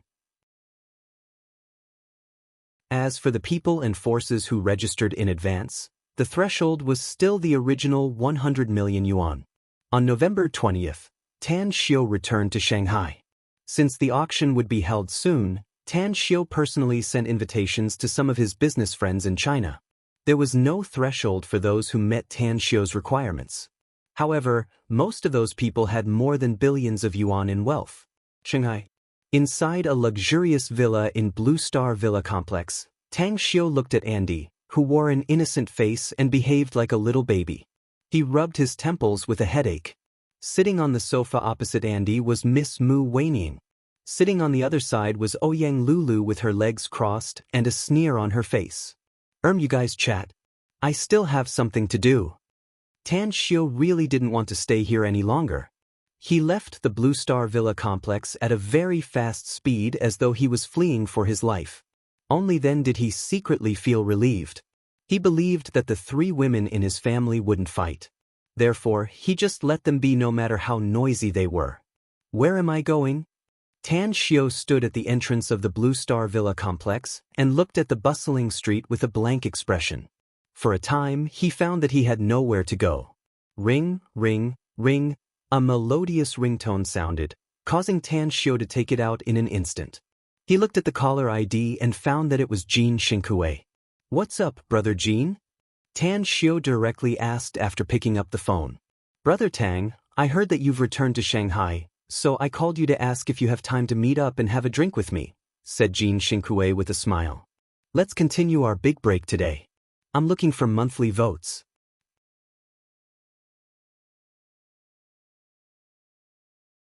Chapter 1180. Tan Xiu, who had nothing to do at the moment, naturally agreed when he received Jean Xinkue's call. His cheerful attitude made Jean Xinkue absent-minded. After agreeing on the place, Tan Xiu hurriedly drove and arrived at a bar near Nanjing Road without much effort. There was no business in the bar since it was in the afternoon. No one even greeted Tan Xiu when he arrived. Tan Xiu glanced around and saw Jean Xinkue sitting in the corner. Brother Jean, how come you're so leisurely and elegant today? Tan Xiu walked over with a smile and asked after taking a seat across him. The first phase of our project has been completed, and the next phase is the second phase, said Jean Xinkue with a smile. Also, the opening ceremony will be held in half a month's time. I hope you can come and shake the situation if you're free at that time so that we can have a good start. What's the specific date? Asked Tan Xiu calmly. December 1st, said Jean Xinkue. Tan Xiu furrowed his brows and asked, Is the property we're building not easy to sell? It's not that it's not easy to sell, but it's too easy to sell. Jean Xinkue waved his hand. Ever since the design was exposed, coupled with the floor plan and other supporting facilities, it has won the pursuit of countless people. So far, at least hundreds of people who want to buy our property have contacted me, hoping that I can give them a good layout, a good floor, and a good location. If that's the case, then there's no need for me to shake the scene. Tan Xiu smiled and said, I'm going to attend the auction on December 1st, so I won't have time to attend the opening ceremony. Jean Xinkue looked curious and asked, I heard that the Genesis auction in Shanghai is jointly organized by the magnificent Tang Corporation and Grand Fortune Jewelry. Is this true? That's right. Tan Xiu nodded. Jean Xinkue rubbed his hands and grinned. Brother Tang, I may have received a reply that I'm eligible to participate in the Genesis auction, but the position I'll get will be very remote. After all, I'm not ranked in the circle of local tycoons in the world. Why don't you open the back door for me and get me a good seat? Tan Xiu couldn't help laughing and said, I've reserved 10 seats in advance. At that time, not only you, but also Brother Gu Changmin and Brother Zhang Yueming will also get good seats. Don't worry. Jean Xinkue gave him a thumbs up and praised, Brother Tang, you're so frank and straightforward. Let me toast you a cup. Tan Xiu faintly smiled. Just as he drank the wine, his mobile rang. When he took it out and looked at the caller ID, he immediately picked it up and said with a smile, Old Li, it's rare for you to take the initiative to call me. What's the matter? Tan Xiu, your magnificent Tang Corporation will be participating in the Genesis auction, right? Li Juren's voice came from the phone. Tan Xiu smiled and said, That's right, there is. Li Juren laughed aloud and said, Can I ask in advance what good things will be in the auction? Is there anything I can use? Upon hearing this, Tan Xiao immediately understood Li Juren's thoughts. The man was probably thinking about the medicinal pills in his hand. After pondering for a moment, Tan Xiao said, "There is. The quantity is not big, but the effect is excellent and the price is also very expensive. Can you leave a seat for me, Tan Xiao?" Li Juren was overjoyed. "I'll definitely attend the Genesis auction on December 1st. Contact Hao Lei later, old Li," said Tan Xiao. "Send someone to transfer 1 million yuan to the Genesis auction house's public account. I'll tell her to reserve a seat for you." Li Juren didn't care about the 1 million yuan ticket fee and smilingly said, "I'll send someone to handle it right away. See you on December 1st, Tan Xiao." Alright. Tan Xiao hung up the phone and dialed Hao Lei's number in front of Jin Xingkui. After Hao Lei picked up the call, he said in a deep voice, "Immediately announce the public account of the Genesis auction house. Every guest who attends the first Genesis auction house on December 1st must pay 1 million yuan for the ticket. Since we're going to set the threshold, we must set it to the highest level. Immediately notify all channels to publicize this news." "Understood," Hao Lei replied concisely. "I'll personally arrange the finale item of the auction," said Tan Xiao again. "I'll go to the Genesis auction house in the evening and tell you what it is then." After saying that, Tan Xiao directly hung up the phone and looked at Jin Xingkui, saying, "Your wine is worth 1 million yuan for the ticket. But don't talk nonsense. I still want to earn some money from the ticket." Upon hearing this, Jin Xingkui immediately felt that he had gained a lot of face. He raised his glass again and said, "Don't worry, Brother Tang. Jin Xingkui's mouth is very tight. Anyways, who's that old Li who just called you? Can you reserve a seat for him with just a phone call?" "Hong Kong's Li Juren," said Tan Xiao with a smile. Jin Xingkui's expression slightly changed and admiration was revealed in his eyes. When he first met Tan Xiao, he never thought that Tan Xiao would be so powerful. Not only did Tan Xiao have an incomparably honorable status, but he also had super abilities and a wide network of contacts that made him feel ashamed. Li Juren. He was once the richest business tycoon in China and was absolutely a legend in the hearts of countless Chinese people. Yet, Tan Xiao was able to have an extraordinary friendship with him.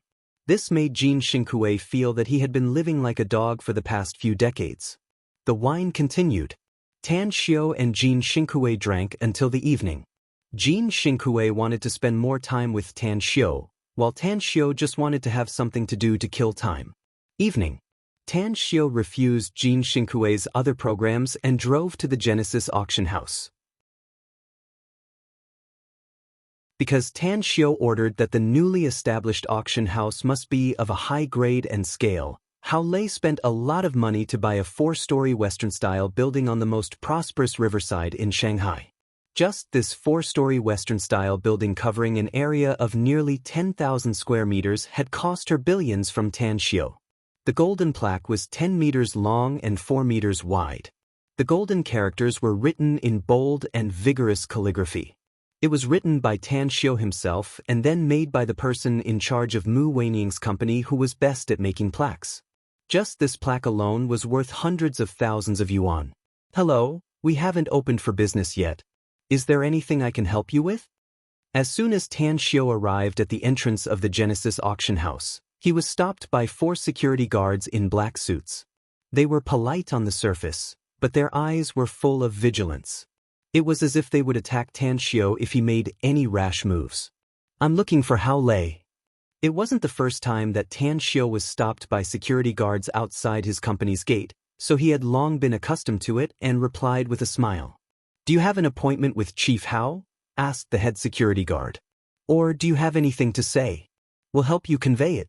Chief Hao will naturally meet you if she has time." "I'm Tan Xiao," Tan Xiao said with a smile. "Tan Xiao?" The 4 security guards frowned at the same time. But after 4 or 5 seconds, the head security guard's expression suddenly changed. He quickly grabbed his mobile phone and searched the internet.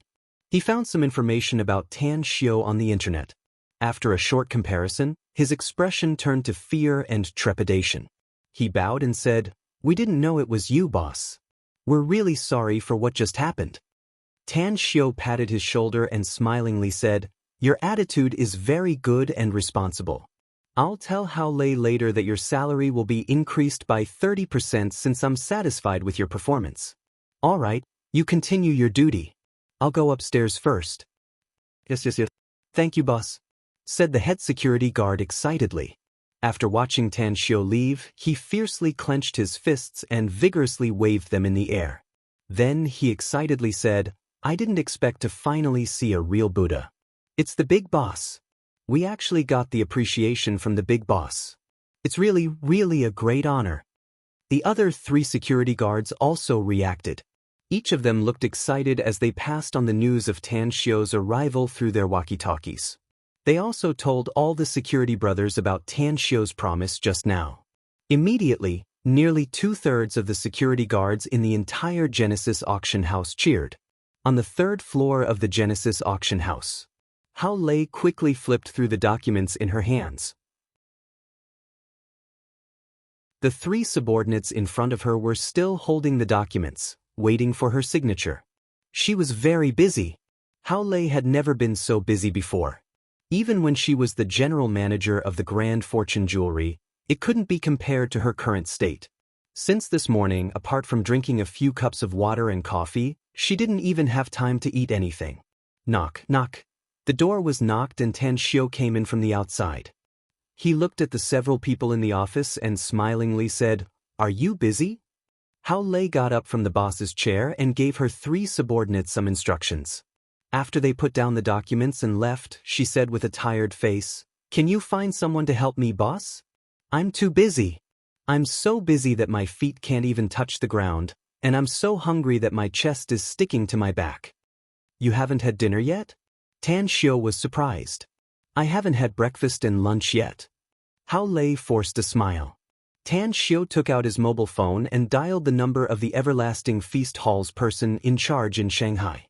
He asked the Everlasting Feast Hall to prepare a sumptuous meal and send it to the Genesis auction house. Then he looked at Hao Lei and asked, "Who do you want to help you?" "Chi Nan," answered Hao Lei with a smile. Tan Xiu couldn't help laughing and said, "You're really good at choosing people." "No problem. I'll call her later and she'll come to help you." "Please don't say that it's me, Sect Master," said Hao Lei hurriedly. "Don't worry. I know," said Tan Xiu with a smile. Hao Lei then said, "Sect Master, we've received calls from thousands of local and foreign magnates after these days of publicity, hoping to participate in this auction. However, many of them are asking us to announce some of the auction items in advance. After all, it's very difficult to achieve the best effect if we don't attract their auction items."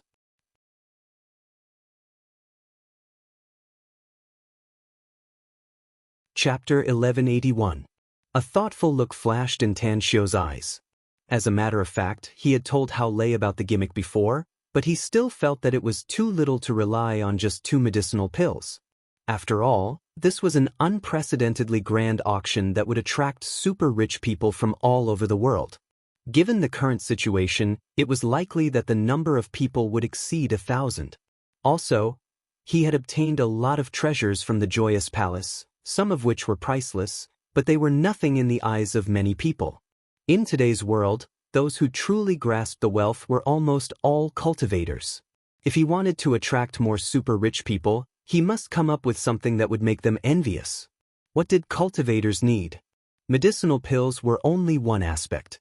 Aside from medicinal pills, they could also sell array discs, talismans, divine weapons, and so on. Once these things were taken out, it was very likely that all the forces in the world would crazily scramble for them. At that time, the money would definitely flow into his pocket. Tan Xiu pondered for a long time before he looked up at Hao Lei and seriously said, "How much wealth do you think we can get if we auction all the things we have now?" "I've talked about this topic with 4 appraisers before," said Hao Lei. "My preliminary estimate is about 200 billion renminbi." Tan Xiu took a deep breath and shook his head. 200 billion renminbi may seem like a huge number, but it's not worth mentioning when it comes to the consumption of Tang sect's disciples. If I'm not mistaken, even 2 trillion renminbi won't be enough for tens of thousands of Tang sect's disciples to break through to the spirit formation stage in the next 20 years. 2 trillion? Hao Lei's body slightly trembled. Even if she didn't care about money, she was still startled by the number. Your current cultivation level is too low, so I don't know how much resources you'll need later on. Tan Xiu forced a smile. However, I'm going to make some important decisions next, which should reduce the consumption of money. However, 2 trillion renminbi is definitely something we can spend. The magnificent Tang Corporation is a money-making machine, and it's likely that we'll be able to make a huge amount of money in the future. Hundreds of billions or even trillions won't be a problem. But the money we'll earn in this auction must be at least more than 1 trillion. Hao Lei didn't expect that Tan Xiu had such a big appetite. But the auction items they had now were far from enough. The total value of the treasures he got from the Joyous Palace and the Jin Camp was only a little more than 200 billion. Tan Xiu got up and slowly said, Hao Lei, announced to the public that the Genesis auction will have pills suitable for cultivators, feng shui array discs, various powerful talismans, divine weapons, and even cultivation techniques. Hao Lei's body shook as she asked in disbelief, Sectmaster, are you sure you want to sell even the cultivation methods? With a solemn expression, Tan Xiu said, That's right. It's a cultivation technique. However, this kind of cultivation technique could only allow people to cultivate to the foundation establishment stage at most. Its main use was to refine the body. Nowadays, the physical fitness of humans on Earth is getting worse and worse. If I sell this cultivation technique, once it is spread all over the world in the future, the overall physical fitness of humans on Earth and even their martial arts skills will be greatly improved. Hao Lei asked, Sectmaster, do you wish for all of humanity to become stronger? Earth is just a tiny existence in the vast universe. Tan Xiu nodded and said, It can only be regarded as a speck of dust. Let's not talk about the higher planes first. Just our universe space alone has countless galaxies. In many galaxies, there were incomparably powerful technological races, incomparably powerful magical worlds, and even some cultivation worlds. If Earth is too weak, it will be the doomsday of humans on Earth in case some powerful beings from other galaxies come here one day. Tan Xiu walked to the window and looked at the masses of living beings shrouded in darkness outside. Then he said word by word, Earth may be tiny, but it's our root.